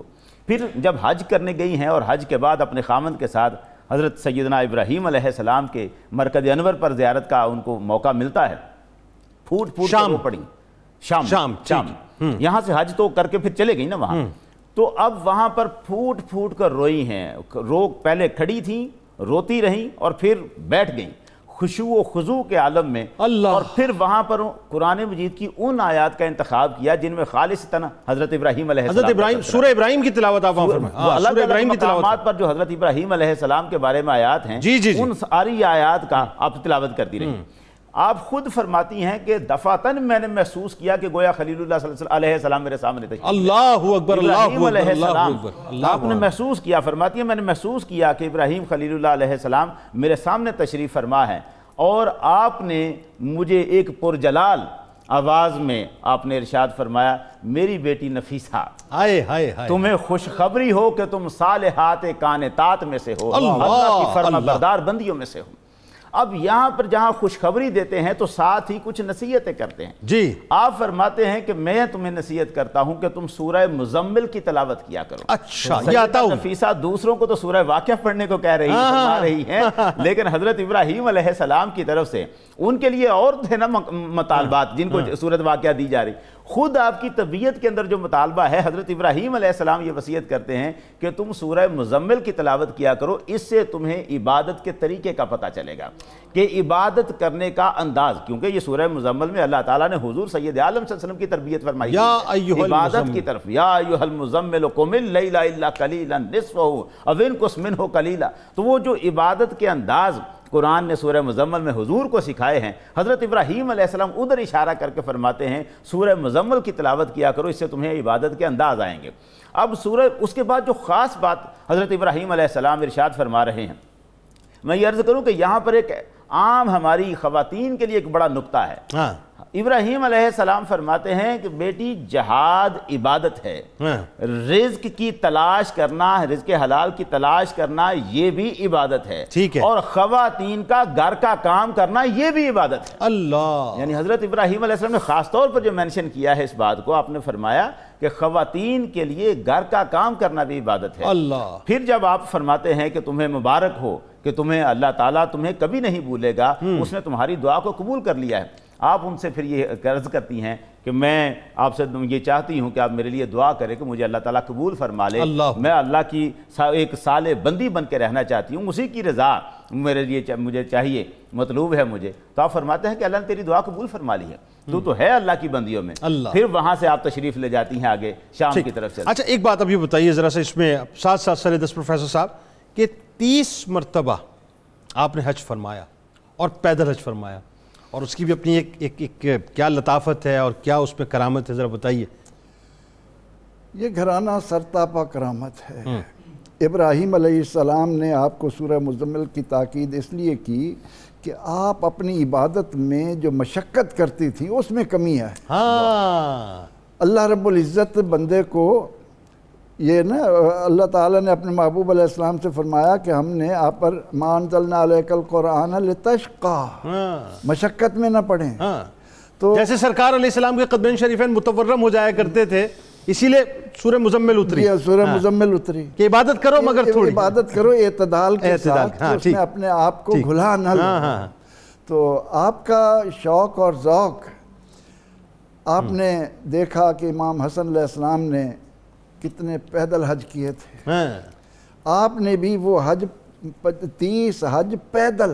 اچھا اچھا اچھا اچھا، او ہو، یعنی اس کا مطلب یہ ہوا کہ اپنے پردادا کی سنت پر عمل کر رہی ہیں۔ بتائیے۔ اور بلکہ لوگوں سے یہ کہا کرتی تھیں کہ میں پیدل حج پر کیوں جا رہی ہوں۔ میرے پردادا حضرت امام حسن علیہ السلام فرمایا کرتے تھے کہ کیا میں اپنے رب سے ملاقات کے لیے جاؤں اور سوار ہو کر جاؤں؟ اللہ اکبر۔ اس لیے آپ نے وہ سارے حج پیدل کر کے قیامت تک آنے والوں کو اس بات کی طرف بھی توجہ دلائی کہ اللہ کے گھر کا احترام بھی کبھی نہ اس میں رہنا چاہیے۔ تو زندگی میں 30 حج کرنا بھی ایک کمال ہے، ایک ایسی خاتون کا جو اللہ سے ایسی لو لگاتی ہے اور پیدل جاتی۔ یہاں پر علماء نے ایک اور بڑی خوبصورت بات لکھی ہے، وہ لکھتے ہیں کہ ایک دن آپ کے گھر میں عورتیں آئیں، اور ان عورتوں میں سے ایک نے کہا کہ حضرت آپ ہمارے ہاں تشریف لائی تھیں، آپ کا بہت بہت شکریہ۔ اس کے بعد وہ کچھ باتیں کرتی رہیں، ان میں سے ایک عورت نے کہا کہ آپ نے مجھے جو تعلیم دی تھی میں نے اس پر عمل کیا، اس کو آگے تک پہنچایا، آپ نے اس کو تاکید کی کہ اس کام کو جاری رکھنا، آگے پہنچاتے رہنا۔ جب وہ عورتیں چلی گئیں تو ایک شاگردہ نے مؤدبانہ عرض کی کہ حضرت وہ فرما رہی تھی کہ آپ ان کے گھر تشریف لے گئی تھی، میں تو آپ کے پاس تھی، آپ تو کبھی نہیں گئیں۔ تو آپ فرمانے لگیں کہ یہ جنات تھیں اور ان کے ہاں آنا جانا لگا رہتا ہے۔ تو اس سے معلوم ہوتا ہے کہ سیدہ حضرت نفیسہ سلام اللہ علیہا کو اللہ تعالیٰ نے یہ شرف بھی عطا کیا کہ جہاں اپنے آس پاس کی عورتوں کو تعلیم کے زیور سے آراستہ کر رہی ہیں، وہاں جنات بھی، کیونکہ اللہ تعالیٰ نے قرآن پاک میں تو یہی فرمایا وَمَا خَلَقْتُ الْجِنَّ وَالْإِنسَ إِلَّا لِيَعْبُدُونَ۔ تو اللہ تعالیٰ نے ان کی تعلیم کا بھی ان سے یہ کام لیا، اور پھر اس حج کی بدولت آپ کو ابراہیم علیہ السلام کی ملاقات، ان کے سبحان اللہ سبحان اللہ، اس پہ گفتگو کرتے ہیں، اور پھر وہ جو آپ کی کرامات ہیں وہ بھی کیسی خوبصورت ہے، اس پہ بھی انشاءاللہ کلام ہوگا۔ ایک کالر ہمارے ساتھ ہیں، ڈاکٹر شہباز صاحب لاہور سے، السلام علیکم۔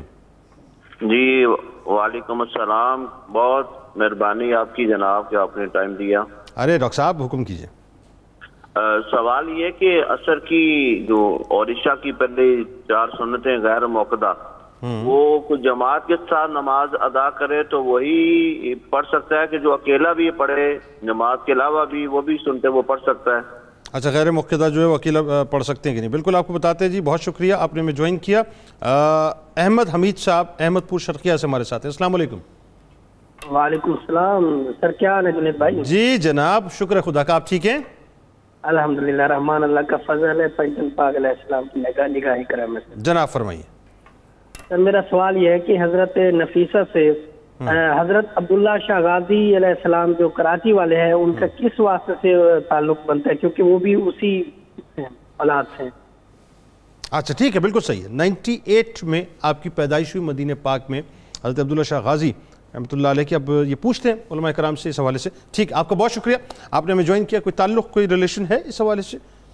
یہ نگاہ سے گزرا میرے ویسے علم اور مطالعہ سے تو نہیں گزرا، ہاں، تو بہرحال یہ ہے کہ زمانہ تو ایک ہی بنتا ہے، ممکن ہے کہ کوئی ملاقات ہوئی ہو، گھرانہ تو ایک ہی ہے، لیکن میرے علم 145 ہجری 145 ان کی آپ کی پیدائش ہے، 208 ان کا سن وفات سن وفات ہے، تو یہ اس کے بعد ہیں۔ اور غازی بابا جو ہیں وہ 98 میں آپ کی پیدائش ہے، اور آئی تھنک اگر میں غلط نہیں ہوں 161 شاید، اگر میں غلط نہیں ہو سکتا ہے، میں تھوڑا سا مسٹیک کر رہا ہوں اس میں، آپ نے پردہ فرمایا، لیکن میرا نہیں خیال اس کی وجہ یہ ہے کہ وہ کوئی تعلق اس طرح کا شاید بنتا ہے۔ حضرت نفیسہ سے ملاقات کا کہیں ذکر نہیں کیا علماء نے، لیکن سادات تو ہیں ظاہر ہے، جی وہ خاندان، کیونکہ وہ غازی بابا جو ہیں وہ بیسیکلی 5ویں پوچھتے ہیں مولا کائنات مولا علی کرم اللہ وجہ الکریم کی، لیکن وہ جو بلڈ ریلیشن پوچھ رہے ہیں وہ کہیں نہ کہیں ظاہر ہے، یقین ہے اس ٹری کے اندر جو ہے کہیں نہ کہیں موجود ہوں گے۔ ان کا پروگرام ہوگا تو اس پر ساری بالکل ٹھیک ہے۔ اچھا، اب جو اگلا سوال ہے وہ یہ کہ عصر اور عشاء کی جو غیر موقدہ ہیں وہ جب انفرادی طور پہ آپ ادا کرتے ہیں، بالکل وہ جب انفرادی پڑھیں گے یا جماعت کے ساتھ پڑھیں گے، سرکار دو عالم صلی اللہ علیہ وسلم کی غیر موقدہ سنتیں ہیں،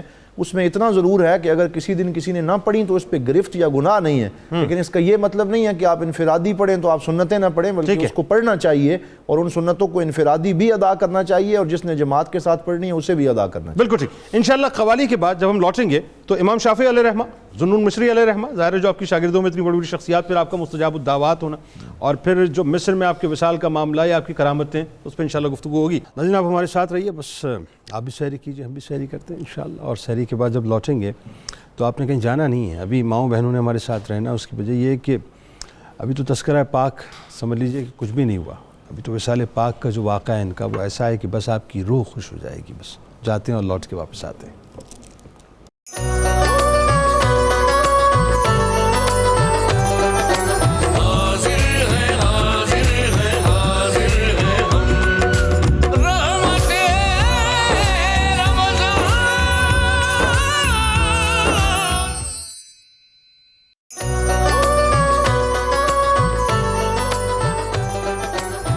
ایک بار پھر ناظرین میں آپ کو خوش آمدید کہتا ہوں۔ رحمت رمضان کی خصوصی براہ راست شریعت میں سحر کا موقع ہے، اور حضرت نفیسہ سلام اللہ علیہا کا تذکرہ پاک ہے۔ کیا خوبصورت تذکرہ پاک ہے ناظرین، جید علماء کرام موجود ہیں۔ اب وہ منزل ہے کہ جہاں پہ آپ لوگوں کو یہ بتائیے کہ امام شافعی علیہ رحمہ جیسی شخصیت اور ذوالنون مصری علیہ رحمہ جیسی شخصیت آپ کے شاگردوں میں، آپ کو مستجاب الدعوات کہیں، اور پھر امام شافعی علیہ رحمہ کا جو وصال پاک کا معاملہ ہے، ذرا اس بارے میں پلیز۔ جی بالکل، جب آپ مدینہ پاک میں تھیں اور پھر وہاں پہ آپ کے علم و فضل کا شعرہ تھا اور پوری دنیا اور چار دانگ عالم میں آپ کی شہرت پھیل چکی تھی، تو 193 ہجری میں آپ اپنے خاوند شوہر نامدار شیخ اسحاق المعتمن رضی اللہ تعالیٰ عنہ کے ساتھ آپ مصر تشریف لاتی ہیں، اور وہ جو واقعہ ہے کہ پہلے حضرت بیان ہو چکا، حضرت ابراہیم خلیل اللہ علیہ السلام کے مزار گہربار پہ حاضری دینے کے بعد پھر یہاں مصر جب پہنچتی ہیں تو وہ یہ 26 رمضان المبارک کی شام ہے، یعنی آگے 27 لیلۃ القدر ہے جب آپ وہاں پہنچیں، تو مصر والوں نے تمام لوگ نکل آئے اور اہل بیت اطہار کے چشم و چراغ ان کا استقبال کیا، اور جو محبت تھی، وارفتگی تھی، آج بھی کتابوں میں موجود ہے کہ کس طریقے سے سیدہ نفیسہ کو ویلکم کہا گیا، بڑا شاندار استقبال، بہت شاندار۔ تو وہاں پہ ایک ام ہانی نام کا یہ گھر ہے جو اہل بیت اطہار کے خادم ہیں، وہاں آپ رکتی ہیں، ایک دو اور گھروں میں رکتی ہیں ابتدائی دنوں میں، تو اتنا رش ہو جاتا ہے، اتنی بھیڑ ہو جاتی ہے، کچھ سوال کرنے والے ہیں، کچھ زیارت کرنے والے ہیں، کچھ اکتساب فیض کرنے والے ہیں، تو آپ نے یہ دیکھا کہ میری جو عبادت، زہد و تقوی اور قرآن کی تعلیم کی معمولات تھی وہ ڈسٹرب ہو رہی ہیں، تو آپ نے کہا کہ میں مدینہ پاک واپس جانے کا ارادہ کرتی ہوں۔ لیکن وہ اہل مصر جو خوش تھے اور جن کی خوشی جو ہے اس کا کوئی حد و حساب نہیں تھا، انہوں نے کہا نہیں، ہم آپ کو اب جانے نہیں دیں گے، اب مصر ہی جو ہے آپ کرم نوازی فرمائیں۔ اور پھر ابھی وہ فیصلہ نہیں کر پا رہی تھی کہ بار بار رسول اللہ صلی اللہ علیہ وسلم دستگیری فرماتے ہیں، سرکار خواب میں تشریف لائے اور آپ نے فرمایا کہ مصر میں ہی میں دیکھ رہا ہوں اور میں حکم دے رہا ہوں کہ آپ یہیں جلوہ گر ہو جائیں اور مصر والوں کو میرا فیض تقسیم کریں۔ سبحان اللہ۔ تو پھر آپ وہاں رہ گئیں، لیکن وہ جو ایک مسئلہ تھا کہ رش اور بھیڑ، تو جو مصر کا حاکم تھا وہ بھی اہل بیت سے محبت رکھنے والا تھا، اس نے آپ کے لیے گھر مخصوص کر دیا اور 2 دن ہفتے میں ملاقات اور زیارت کے لیے کر دیے کہ اس کے علاوہ ان کو ڈسٹرب نہ کیا جائے اور یہ اپنی عبادت اور تقوی۔ تو وہاں پر پھر حضرت سیدنا امام شافعی یہ 193 ہجری میں پہنچی، 198 ہجری میں عراق سے حضرت امام شافعی مصر پہنچے، تو وہاں پہ شروع میں ان کو ایک اپوزیشن کا سامنا ہوا، تو اس وقت سیدہ نفیسہ سلام اللہ علیہا نے ان کو بہت زیادہ آسرا اور سہارا دیا اور ان کی علمی سرپرستی فرمائی۔ بلکہ یہ مشہور ہے کہ حضرت امام شافعی اپنے گھر سے فسطاط کی جامع مسجد میں جب درس حدیث اور درس فقہ دینے کے لیے نکلتے تھے تو آتے جاتے ہوئے راستے میں پہلے حاضری حضرت سیدہ نفیسہ کی، سبحان اللہ، اور جب بیمار ہوتے تو آپ دعا کے لیے فوراً میں وہ عرض کرنے لگا ہوں، وہاں پہ حاضری دیتے، لوگ ان سے پوچھتے کہ مسجد میں آپ سکھانے جاتے ہیں تو ان خاتون کے پاس کیا لینے جاتے ہیں؟ تو آپ فرماتے وہاں جو سکھانے جاتا ہوں وہ یہاں سیکھنے لینے جاتا ہوں۔ سبحان اللہ، سبحان اللہ۔ یعنی حضرت امام شافعی اور تمام جو ہمارے ائمہ ہیں انہوں نے اہل بیت سے فیض لیا۔ پھر جب آپ بیمار ہوتے تو پانی بھیجتے دم کروانے کے لیے، تو آپ دم کر دیتی تو وہ فوراً شفا یاب ہو جاتے۔ آخری دفعہ یہ ہوا کہ آپ نے جب پانی بھیجا تو فرمایا متعہ اللہ بالنظر الی وجہہ الکریم، کہ میں دعا کرتی ہوں اللہ تعالیٰ امام شافعی کو اپنے جلوے کی زیارت عطا فرمائے۔ تو اس وقت آپ کا وصال ہوتا ہے اور پھر آپ کے جنازے میں حضرت سیدہ نفیسہ سلام اللہ علیہا خود تشریف لاتی ہیں اور آواز آتی ہے ہاتف غیبی سے کہ اے لوگو، تمہاری بخشش و مغفرت امام شافعی کی وجہ سے ہو گئی اور امام شافعی کی مغفرت سیدہ نفیسہ کی وجہ سے۔ سبحان اللہ، سبحان اللہ، پورا واقعہ۔ اچھا، اس میں ایک واقعہ یہ بھی ملتا ہے نا کہ چونکہ آپ بہت زیادہ نحیف ہو گئی تھی روزے رکھنے کی وجہ سے، تو آپ کا جنازہ مبارک آپ کے گھر پہ لایا گیا، پھر آپ نے پردے میں جو ہے وہ جنازہ ادا کیا اور آپ کی دعا سے پھر یہ برکت سے سارا معاملہ ہوا۔ بالکل ٹھیک، بالکل ٹھیک۔ اچھا جی، بات آگے بڑھاتے ہیں۔ آپ کی کرامات، میں پڑھ رہا تھا کہ 150 کے قریب کرامات آپ کی جو لکھی گئی ہیں، لیکن اس میں سے چند ایک مختصر وقت میں جی مختصر طور پہ بیان کرتا ہوں۔ آپ نے جس گھر میں قیام فرما تھی مصر میں، ام ہانی کے گھر میں، تو آپ کے پڑوس میں ہی ایک یہودی خاندان بستا تھا۔ ان کی ایک بیٹی تھی جو ذہنی طور پر بھی تھوڑی معذور تھی اور جسمانی طور پر بھی معذور تھی، اپاہج۔ ایک دفعہ انہیں کہیں جانا تھا تو انہوں نے اپنی بیٹی کو گھر میں اکیلے چھوڑنا مناسب نہ سمجھا اور ان کو سیدہ نفیسہ سلام اللہ علیہا کی خدمت میں درخواست کی کہ آپ ذرا اس کے ہم چاہتے ہیں کہ یہ آپ کے پاس رہے۔ وہ بیٹی آپ کے پاس رہی۔ ظہر کی نماز کے وقت آپ وضو فرما رہی تھیں اور بیٹی آپ کے قریب بیٹھی آپ کے وضو کو دیکھ رہی۔ اب اس میں 3 روایتیں ہیں۔ ایک روایت تو یہ کہتی ہے کہ وضو کرتے ہوئے آپ کے پانی کے کچھ چھینٹے اس کے اوپر پڑ گئے تھے، اور دوسری روایت یہ کہتی ہے کہ وضو کرتے ہوئے جو پانی آپ کا بہا تھا تو کسی طرح وہ بچی پھسلی اور اس پانی پہ گری ہے۔ تو دونوں صورتوں میں دونوں صورتوں میں پانی لگتے ہی اس کے جسم کے ساتھ اس کے جسم کی وہ جو فالج تھا وہ ختم ہو گیا. اللہ اکبر. یعنی دامن نچوڑیں تو فرشتے وضو کریں. فرشتے وضو کریں. جب اس بچی نے دیکھا کہ پانی جہاں مجھے لگا ہے وہاں سے میں ٹھیک ہو گئی ہوں, تو پھر خود اس نے اپنا ہاتھ پانی کے ساتھ لگا کے اپنے جسم پہ پھیرا, اپنے سر پہ پھیرا, اور تھوڑے ہی سیدہ نفیسہ سلام اللہ علیہا وضو فرما کے نماز کے مسئلے پہ کھڑی ہو گئیں, اور یہ بچی تندرست ہو کر باہر بچیوں کے ساتھ کھیلنے جا رہی. اللہ اکبر, اللہ اکبر. یہ ان کی ایک کرم. اسی طرح ایک اور ذمی خاتون تھی جس کا بیٹا بلاد روم میں کہیں پکڑا گیا. اچھا, وہ جو یہودی خاتون تھی آپ کے اس عمل کی وجہ سے مسلمان بھی, اور اس کی وجہ سے کئی یہودی عورتیں مسلمان ہوئی. اس نے اسلام قبول کر لیا, اس کے خامد نے اسلام قبول کر لیا, پھر 70 یہودی گھروں نے اس کی وجہ سے. بالکل یہ جی. اچھا, اب یہاں پر ایک اور ذمی خاتون ہے جس کے بیٹے کو بلاد روم میں گرفتار کیا گیا, اور وہ ظاہر ہے بڑا فاصلہ ہے. وہ آئی آپ کے پاس دعا کروانے کے لیے, آپ نے اس کے لیے دعا فرمائی. رات ہوئی تو اس کے گھر کا دروازہ کھٹکھٹایا گیا. جب وہ دروازہ کھلا تو بیٹا باہر کھڑا تھا. اب بیٹے کو اتنی جلدی گھر میں پا کر بڑا وہ خوش ہوئیں. بیٹا اندر بٹھایا, پوچھا اسے کہ تم اتنی جلدی کیسے رہا ہو کے آ گئے؟ اس نے کہا مجھے کچھ پتا نہیں, میں صرف اتنا جانتا ہوں, لم اشعر, مجھے کچھ اور نہیں پتا, الا وید قد وقعت علی القید الذی کان فی رجلی, میں نے صرف اتنا دیکھا کہ میرے پیروں میں جو زنجیر پڑی ہوئی تھی ایک ہاتھ آیا ہے اس زنجیر پر, اور ایک آواز آئی ہے, کوئی کہنے والا کہہ رہا تھا اس کو آزاد کر دو. قد شفعت فیہ نفیسہ بنت الحسن, اس کے بارے میں نفیسہ بنت حسن نے شفاعت کر دی ہے, اسے آزاد کر دیا جائے. اور اس کے بعد پھر مجھے کچھ خبر نہیں, لم اشعر, مجھے کوئی خبر نہیں ہے, لیکن میں نے اپنے آپ کو اپنے گھر کے دروازے کے سامنے کھڑا ہوا دیکھا. تو یہ سیدہ نفیسہ سلام اللہ علیہا کی کرامات کا سلسلہ تو طویل ہے. سبحان اللہ, سبحان اللہ. پروفیسر صاحب, آپ کا وصال پاک اور کیا سرکار علیہ السلام کی نظر کرم ذرا بتائیے. جنید صاحب, جو لوگ اللہ سے تعلق مضبوط کر لیتے ہیں ان کے لیے کرامات تو کوئی معنی ہی نہیں رکھتی. ہاں, استقامت سب سے بڑی کرامت بات یہ ہے. اصحاب کہف کا واقعہ پڑھ لیں, آپ کو یہ حقیقت ملے گی. وہ بنی اسرائیل کے ولی تھے, یہ امام الرسل کے ولی ہیں. حضرت نفیسہ سلام اللہ علیہا, جن کی پوری زندگی اللہ کے دین کی اشاعت کرتے ہوئے عورتوں میں مردوں میں اس طرح سے گزری کہ آپ کے چند ارشادات اگر آپ اجازت دیں تو میں ایک دو قول بس مختصر وقت میں. فرماتی ہیں کہ اللہ کی رضا میں راضی رہنا عبادت ہے. بے شک. فرماتی ہیں کہ روزہ تزکیہ نفس کا بہترین ذریعہ ہے, اور قرآن میں غور و فکر سے اللہ کا قرب میسر آتا ہے. سبحان اللہ. اور رمضان المبارک کے حوالے سے آپ کا کیا خوبصورت ارشاد ہے. فرماتی ہیں کہ روزے, اللہ تعالیٰ کا ارشاد ہے کہ روزے کی جزا میں خود ہوں. واہ. تو روزے دار کو چاہیے کہ وہ ایسے اہتمام میں لگا رہے کہ جس سے اللہ کی قربت نصیب ہو. سبحان اللہ, سبحان اللہ, سبحان. مصر میں لوگوں کا ازدحام ان کی طرف مائل ہوا, پھر حاکم کو کہنا پڑا کہ آپ 2 دن, آپ ذوف بھی آ گیا. تو آپ کی خدمت کے لیے آپ کی پھپھیزاد, آپ کے بھائی کی بیٹی جو ساتھ رہتی تھیں حضرت زینب سلام اللہ علیہا, فرماتی ہیں کہ آخر کار عمر کے آخری حصے میں آپ پر نکاحت غالب آئی. آپ قبر میں اپنی عبادت بھی کیا کرتی تھیں, کئی نمازیں, کئی قرآن پاک بھی وہ کیا تھا. تو آپ سورہ الانعام کی آیہ کریمہ پڑھتے ہوئے جب مقام پر پہنچیں تو لہم دار السلام عند ربہم, قال اللہ قل اللہ کتب علی نفسہ الرحمہ, کہ اللہ نے اپنی ذات پر رحمت لازم کر لی ہے.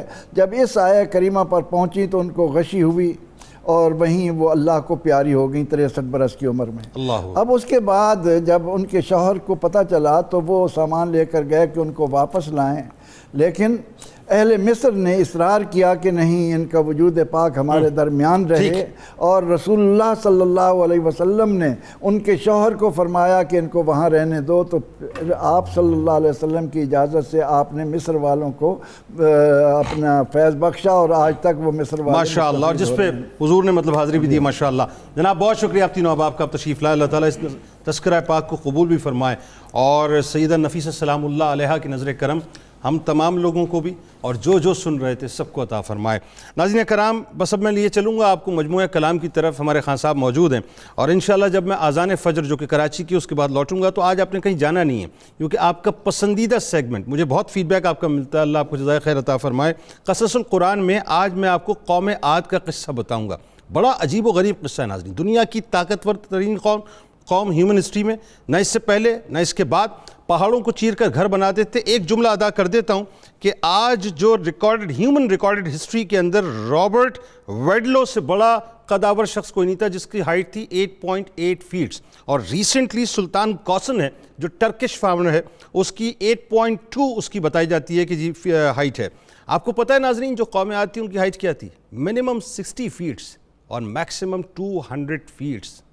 بیونڈ دی امیجنیشن ہے، آپ سوچ نہیں سکتے، پہاڑوں کو چیر کے اپنے ہاتھوں سے گھر بناتے تھے۔ ایسا واقعہ ہے کہ آپ بس لطف آ جائے گا آپ کو، میرے ساتھ رہیے گا۔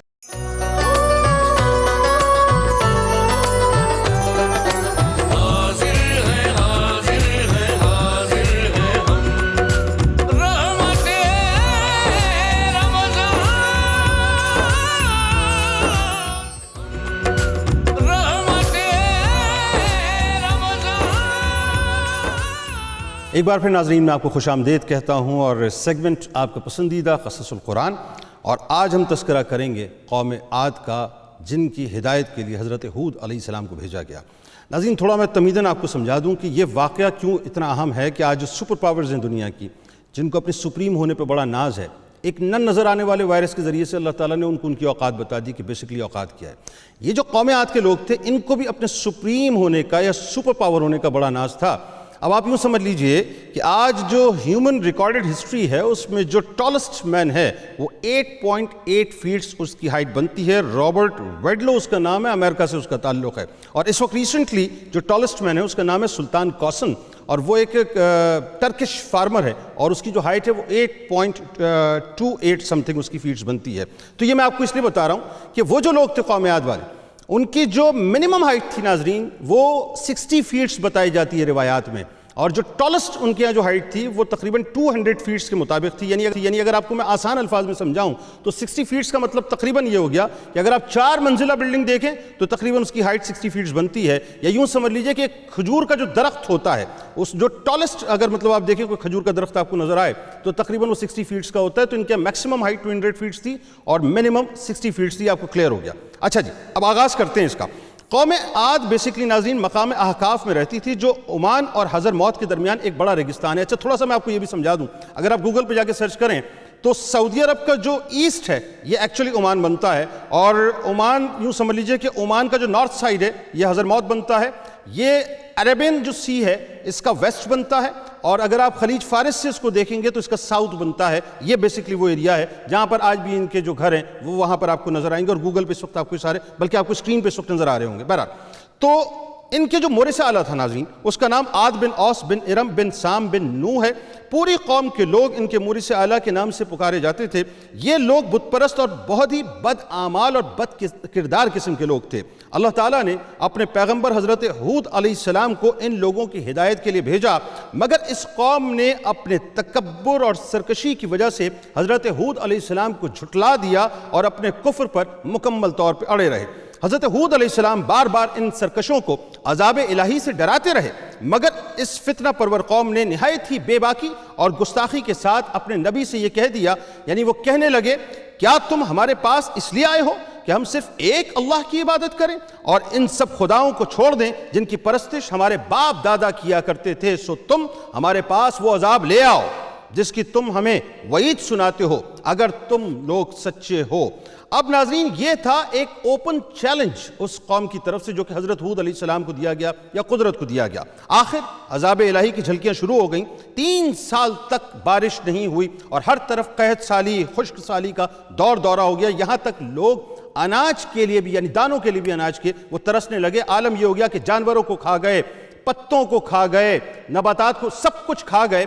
آپ کو میں ایک کمال بات بتاؤں ناظرین، میں نے آپ کو جو کھجور کی ٹری کی مثال دی، جو بڑے سے بڑا وہاں پر درخت ہوتا تھا، ان کے قد کا عالم یہ ہوتا تھا کہ ایک آدمی درخت کو، بڑے سے اونچے اور مضبوط ترین درخت کو جس کی جڑیں اندر ہوتی تھیں، اس کو اپنے ہاتھ سے اکھاڑ لیا کرتا تھا۔ اتنی طاقت تھی، اور اتنی طاقت ان کو دی تھی کہ یہ پہاڑوں کو چیر کر گھر بنایا کرتے تھے۔ جسٹ امیجن ناظرین، ہائی ٹیک دور ہے، ٹیکنالوجی کا دور ہے، مشینز کی ضرورت ہوتی ہے، ہم تصور نہیں کر سکتے، لیکن ان کے گھروں کے بارے میں جو آپ کو اس وقت دکھائے جائیں گے اسکرین پہ، آپ انگشت بدندہ رہ جائیں گے۔ وہ اپنے ہاتھوں سے پہاڑوں کو چیر کر گھر بنایا کرتے تھے اور وہاں کیٹیگریز تھیں، یعنی جو لوور کلاس ہے وہ چھوٹا گھر بناتی تھی، جو اپر کلاس کے لوگ ہیں وہ بہت ہی حسین پہاڑوں کے اندر گھر بنایا کرتے تھے۔ بہرحال اس زمانے کا دستور تھا کہ جب کوئی بلا اور مصیبت آتی تھی تو لوگ مکہ معظمہ جا کر خانہ کعبہ میں دعائیں مانگا کرتے تھے تو بلائیں ٹل جاتی تھیں۔ چنانچہ ایک جماعت مکہ معظمہ گئی، اس جماعت میں مرثد بن سعد نامی ایک شخص بھی تھا جو مومن تھا مگر ایمان کو قوم سے چھپائے ہوئے تھا۔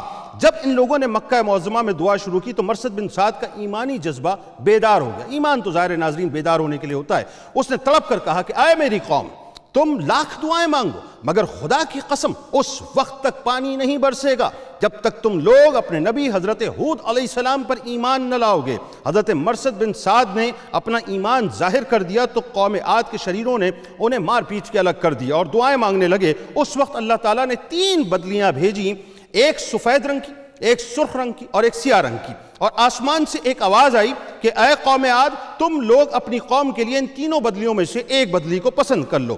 ان لوگوں نے کالی بدلی کو پسند کر لیا اور یہ لوگ اس خیال میں مگن تھے کہ یہ کالی بدلی خوب زیادہ بارش برسائے گی۔ چنانچہ وہ ابر سیاہ قوم عاد کی آبادیوں پر چل پڑا۔ قوم عاد کے لوگ کالی بدلی کو دیکھ کر بے انتہا خوش ہو گئے۔ حضرت ہود علیہ السلام نے فرمایا اے میری قوم، دیکھ لو عذاب الہی ابر کی صورت میں تمہاری طرف بڑھا۔ یعنی وہ آخر میں بھی تنبیہ کر رہے تھے، لیکن چونکہ ان کو زام تھا، تکبر تھا اپنی طاقت پہ، مگر چونکہ وہ قوم گستاخ ہو چکی تھی لہٰذا لوگوں نے اپنے نبی کو جھٹلا دیا اور کہا کہاں کا عذاب اور کیسا عذاب۔ جیسے آج بھی بہت سے لوگ کہتے ہیں نا کہ معاذ اللہ کہاں سے عذاب آئے گا، کیسا آئے گا، یا کہاں سے آزمائش ہوگی، لگ پتہ جاتا ہے جب اللہ تبارک و تعالیٰ گرفت کرتا اور تنابے کھینچتا ہے۔ یہ تو ناظرین وہ کہتے ہیں کہ بادل ہے جو ہمیشہ بارش کے لیے ہی برسا کرتا ہے۔ بہرحال یہ بادل پچھم کی طرف سے آبادیوں کی طرف برابر بڑھتا رہا اور ایک دم ناگہاں ان میں سے ایک آندھی آئی جو اتنی شدید تھی کہ اونٹوں کو ان کے سواروں کے ساتھ اڑا کر کہیں سے کہیں پھینک دیتی تھی۔ اب جسٹ امیجن، میں ایک اور بات کرنے جا رہا ہوں، جن کے قد 60 فیٹ منیمم ہوں گے اور 200 فیٹ میکسیمم ہوں گے، ناظرین سوچئے، روایتوں میں آتا ہے، تو ان کی سواریوں کے اونٹ کتنے بڑے ہوں گے، ذرا سوچئے۔ اور یہ بھی ذرا تصور میں امیجن کیجئے کہ جس وقت بدلی ان کو اڑاتی ہوگی، یعنی جس وقت ہوا ان کو اڑاتی ہوگی تو وہ اونٹ کہاں سے کہاں جاتے ہوں گے اور وہ مرد کہاں سے کہاں جاتے ہوں گے، تصور نہیں کر سکتے۔ بہرحال اتنی زوردار آندھی آئی کہ درختوں کو جڑوں سے اکھاڑ کر لے جانے لگی۔ یہ دیکھ کر قوم عاد کے لوگوں نے اپنی سنگین محلوں میں داخل ہو کر دروازوں کو بند کر لیا، مگر آندھی کے جھونکے نہ صرف دروازوں کو اکھاڑ کر لے گئے، آپ سوچئے کتنی شدید آندھی ہوگی کہ وہ پہاڑوں کے اندر چیر کے گھر بنایا کرتے تھے، وہاں سے جو اکھاڑ کے لے گئی، بلکہ پوری عمارتوں کو، یعنی جو پہاڑ تھے ان کو جھنجھوڑ کر رکھ دیا اور اس کی اینٹ سے اینٹ بجا دی۔ 7 رات اور 8 دن مسلسل یہ آندھی رہی ناظرین، یہاں تک کہ قوم عاد کا ایک آدمی مر کر فنا ہو گیا اور اس قوم کا ایک فرد بھی باقی نہ رہا۔ جب آندھی ختم ہوئی تو اس قوم کی لمبی لاشیں زمین پر اس طرح پڑی ہوئی تھیں جس طرح کھجوروں کے درخت اکھڑ کر زمین پہ پڑے ہوتے ہیں۔ میں نے تھوڑی دیر پہلے آپ کو بتایا تھا ناظرین، اب ذرا سوچئے کہ 60-70 فیٹس کا اگر ایک کھجور کا درخت ہو، جب وہ زمین کے اوپر پڑا ہوگا تو وہ کتنا لمبا محسوس ہوگا۔ یہ ان کے منیمم لوگوں کی جو ہے وہ اپنا ہائٹ تھی، بلکہ اگر آپ کو تصویروں انشاءاللہ بھی ہم دکھائیں گے کہ جو ان کے اسکیلیٹنز ناظرین اس وقت برآمد ہوئے ہیں اسی ایریا سے، آپ تصور کیجئے صاحب، ان کا جو سر ہے اس کے پاس آدمی ایک کھڑا ہوا ہے، وہ بالکل ایسا محسوس ہوگا جیسے کہ بونا ہے، تو اندازہ کیجئے کہ ان کے قد کتنے اونچے ہوں گے۔ بہرحال اللہ تبارک و تعالیٰ نے فرمایا اور رہے قوم عاد کے لوگ تو وہ بھی ایسی تیز آندھی سے ہلاک کر دیے گئے جو انتہائی سرد نہایت گرجدار تھی۔ اللہ نے اس آندھی کو ان پر مسلسل 7 راتیں اور 8 دن مسلط رکھا، سو تو ان لوگوں کو اس عرصے میں اس طرح مرے پڑے دیکھتا ہے تو یوں لگتا گویا وہ کھجور کے گرے ہوئے درختوں کی کھوکھلی جڑیں ہیں، سو تو کیا ان میں سے کسی کو باقی دیکھتا ہے؟ پھر قدرت خداوندی سے کالے رنگ کے پرندوں کا ایک غول نمودار ہوا جنہوں نے ان کی لاشوں کو اٹھا کر سمندر میں پھینک دیا، اور حضرت ہود علیہ السلام نے اس بستی کو چھوڑ دیا اور چند مومنین کو جو ایمان لائے تھے ساتھ لے کر مکہ مکرمہ چلے گئے اور باقی پوری زندگی بیت اللہ شریف میں عبادت کرتے رہے۔ یہاں رک کے ایک جملہ اور کہنا چاہتا ہوں ناظرین، اب آپ ذرا ویژولائز کیجئے 60 فیٹ کا چھوٹا سا آدمی، ان کا 200 فیٹ کا سب سے بڑا آدمی، جب ان کی لاشیں بکھری ہوئی تھیں تو اللہ تعالیٰ نے پرندوں کے غول بھیجے جو ان کی لاشوں کو اٹھا کر سمندروں میں پھینک دیتے تھے، یعنی ان کو ختم کرنا تھا، ان کو بالکل یعنی وائنڈ اپ چیپٹر ان کا کلوز کرنا تھا، ان کی کتاب بند کرنی تھی۔ اب ذرا سوچیے ناظرین وہ پرندے کتنے بڑے ہوں گے جو اتنی بڑی بڑی لاشوں کو اٹھانے کے لیے آئے ہوں گے۔ بہرحال چند مومنین کو جو کہ ایمان لائے تھے ساتھ لے کر حضرت ہود علیہ السلام مکہ مکرمہ چلے گئے اور باقی پوری زندگی آپ نے بیت اللہ شریف میں عبادت کرتے ہوئے گزاری. اب اس میں 2-3 باتیں ناظرین میں عرض کرنا چاہتا ہوں. قرآن کریم کے اس دردناک واقعے سے سبق ملتا ہے. ایک تو بنیادی بات یہ کہ قوم عاد جو بڑی طاقتور تھی، قداور قوم تھی، اس کے لوگ بے انتہا خوشحال تھے. آپ کو پتہ ہے ناظرین، بڑی کھیتی وہاں پر ہوتی تھی، بڑی خوشحالی تھی، بڑے مستحکم تھے وہ لوگ. لے لاتی کھیتیاں تھیں، ہرے بھرے باغ تھے. عالم یہ تھا کہ پہاڑوں کو تراش تراش کے، جیسا میں نے آپ کو بتایا، کہ گھر بناتے تھے. اور ایک اور کمال بات تھی اس میں، وہ یہ تھی کہ گرمیوں کے اور سردیوں کے ان کے محلات الگ تھے. جیسے آج ہمارے ہاں جو سردیوں کا سیزن جب آتا ہے، آپ نے دیکھا ہوگا ان علاقوں کے اندر ہیٹرز لگ جایا کرتے ہیں. جب گرمیوں کا سیزن آتا ہے تو ہمارے اے سی آن ہو جاتے ہیں. ایگزیکٹلی ناظرین وہ ٹیکنالوجی اس وقت ان کے پاس تھی کہ وہ پہاڑوں کو چیر کے جو محلات بناتے تھے، اس میں سردیوں کے محلات الگ تھے جہاں پہ وہ سردیوں میں رہا کرتے تھے، اور گرمیوں کے محلات الگ تھے جہاں پہ وہ گرمیوں میں رہا کرتے تھے. اور ان لوگوں کو ناظرین اپنی کثرت اور طاقت پر اتنا اعتماد تھا، یعنی اتنا اعتماد تھا کہ وہ عیش و عشرت میں پڑے ہوئے تھے، گناہوں میں پڑے ہوئے تھے اور اسی ناز میں مبتلا تھے. مگر کفر اور بدعمالیوں اور بدکاریوں کی منحوسیت نے ان لوگوں کو قہر الہی اور عذاب الہی میں مبتلا کر دیا کہ آندھی کے جھونکوں اور جھٹکوں نے ان کی پوری آبادی کو جھنجھوڑ کر چکنا-چور کر دیا، اور اس پوری قوم کے وجود کو اللہ تبارک و تعالیٰ نے صفائے ہستی سے مٹا دیا. اب ان کی قبروں کا بھی کوئی نشان نہیں ہے، کوئی نشان نہیں ہے ناظرین. یعنی جن کو بڑا ناز تھا اپنی طاقت پر، اپنی ذام پر، کہ جگہ جی لگانے کی دنیا نہیں ہے، یہ عبرت کی جا ہے، تماشا نہیں ہے، ہوئے نامور بے نشاں کیسے کیسے، زمیں کھا گئی آسماں کیسے کیسے، جگہ جی لگانے کی دنیا نہیں ہے، عبرت کی جا ہے، تماشا نہیں ہے. تو اس لیے ناظرین جن لوگوں کو اپنی بڑی طاقت پر ناز تھا، اللہ تعالیٰ نے ان کو بتا دیا کہ ان کی کوئی اوقات اور کوئی حیثیت نہیں. بات ساری اتنی سی ہے کہ نیکی کی تاثیر آبادی ہے اور بدی کی تاثیر بربادی ہے. قرآن مجید میں یوں بیان کیا گیا کہ بہت سی بستیاں اپنی بدکاریوں اور بدعمالیوں کی وجہ سے ہلاک و برباد کر دی گئیں. اور ایک اور مقام پر یوں فرمایا گیا کہ اگر ان بستیوں کے باشندے ایمان لے آتے اور تقوی اختیار کرتے تو ہم ان پر آسمان اور زمین سے برکتیں کھول دیتے، لیکن انہوں نے حق کو جھٹلایا، سو ہم نے انہیں ان اعمال بد کے باعث جو وہ انجام دیتے تھے عذاب کی گرفت میں لے لیا، یعنی پکڑ لیا. یہ پکڑ بڑی سخت ہے ناظرین. آج جتنے بھی لوگ اپنی طاقت پہ بڑا ناز کرتے ہیں، جو اپنے آپ کو بہت کچھ سمجھتے ہیں، مائٹ از رائٹ کی پالیسی پہ چلتے ہیں، جو یہ کہتے ہیں کہ ہم سپر پاور ہیں دنیا میں، یاد رکھیے میرا رب سپریم پاور ہے، بس میرے رب کی طاقت ہے، میرے رب کی قوت، میرے رب کی حاکمیت ہے، میرے رب کی عزت ہے، میرے رب کا وقار ہے، میرے رب کے اختیار میں سب کچھ ہے. قدرت جس وقت چاہتی ہے، جیسے چاہتی ہے، جس لمحے چاہتی ہے، جس انداز سے چاہتی ہے، انسان کو اس کی طاقت کی اوقات بتا دیتی ہے. میں نے ایک جملہ ابتدا میں ادا کیا تھا، میں پھر ادا کرنے جا رہا ہوں، اور سب سے پہلے جملہ میں نے ادا کیا تھا ناظرین کہ آج کورونا ورلڈ کے اندر رہتے ہوئے انسان کو یہ پتہ چل گیا ہے کہ انسان کی طاقت کچھ نہیں ہے. ایک نہ نظر آنے والے وائرس نے انسان کو بتا دیا، پوری دنیا کو بتا دیا، ساری سپریم پاورز کو بتا دیا، سپر پاورز کو بتا دیا، جو سو کالڈ سپر پاورز ہیں، کہ تمہاری اوقات کچھ بھی نہیں ہیں. تو ذرا سوچئے ناظرین، جب اللہ تبارک و تعالیٰ خدا نہ خواستہ واقعتاً تنابے کھینچ لے یا ذرا سا زمین کو سرکا دے تو انسان کہاں پر جائے گا. قوم عاد کو ناز تھا اپنی طاقت پر، اپنی قوت پر. ایک اور بات آخر میں آپ کو بتاؤں جو بڑی حیران کن ہے. ان کی جو عمر تھی ناظرین وہ 700 سے 800 برس ہوا کرتی تھی. 7-8 سینچریز تک یہ زندہ رہا کرتے تھے. اور ایک اور کمال آپ کو بات بتاؤں، آپ حیران ہو جائیں گے اس بات کو سن کے. وہ بیمار نہیں ہوتے تھے، یعنی کبھی ان کے کان میں درد نہیں ہوتا تھا، کبھی ان کے ناک میں درد نہیں ہوتا تھا، ان کو نزلہ نہیں ہوتا تھا، کبھی ان کو آشوب چشم کا مسئلہ نہیں ہوتا تھا، کبھی ان کو بخار نہیں ہوتا تھا، کبھی ان کے سر میں درد نہیں ہوتا تھا. ان کے دانت جو ہیں وہ کمزور نہیں ہوتے تھے، ان کے ہاتھوں میں ضعف نہیں آتا تھا، جھریاں نہیں پڑتی تھی. یعنی عالم یہ تھا کہ وہ بالکل تندرست، صحت مند، توانا رہتے تھے. بیماری کا گزر ان کے پاس سے نہیں ہوتا تھا، ان کے ہاتھوں میں راشہ بھی نہیں آتا تھا. لیکن وہی بات ہے، جب لپٹنے کی باری آتی ہے اور لپیٹنے کی باری آتی ہے تو قدرت ایک لمحے کے اندر انسان کو لپیٹتی ہے اور ایک طرف اس کے چیپٹر کو کلوز کر کے اس کی کتاب کو بند کر دیتی ہے. بس اللہ سے رحم مانگے. وما کان اللہ، ہمیشہ ایک ہی بات کہتا، وما کان اللہ لیعذبہم وانت فیہم. یہ سب سرکار کا صدقہ ہے کہ سرکار علیہ السلام کے صدقے ہماری پکڑ نہیں ہوتی، ورنہ ہم تو اس سے زیادہ تکبر میں مبتلا ہو چکے ہیں. اجازت دیجیے، انشاءاللہ شام 5 بجے ایک بار پھر افطار کی خصوصی نشریات میں آپ سے ملاقات کروں گا. زندگی رہی تو اس دعا، اس امید، اس یقین کے ساتھ کہ اللہ تعالیٰ آپ کا، ہمارا، ہم سب کا حامی و ناصر. اللہ حافظ.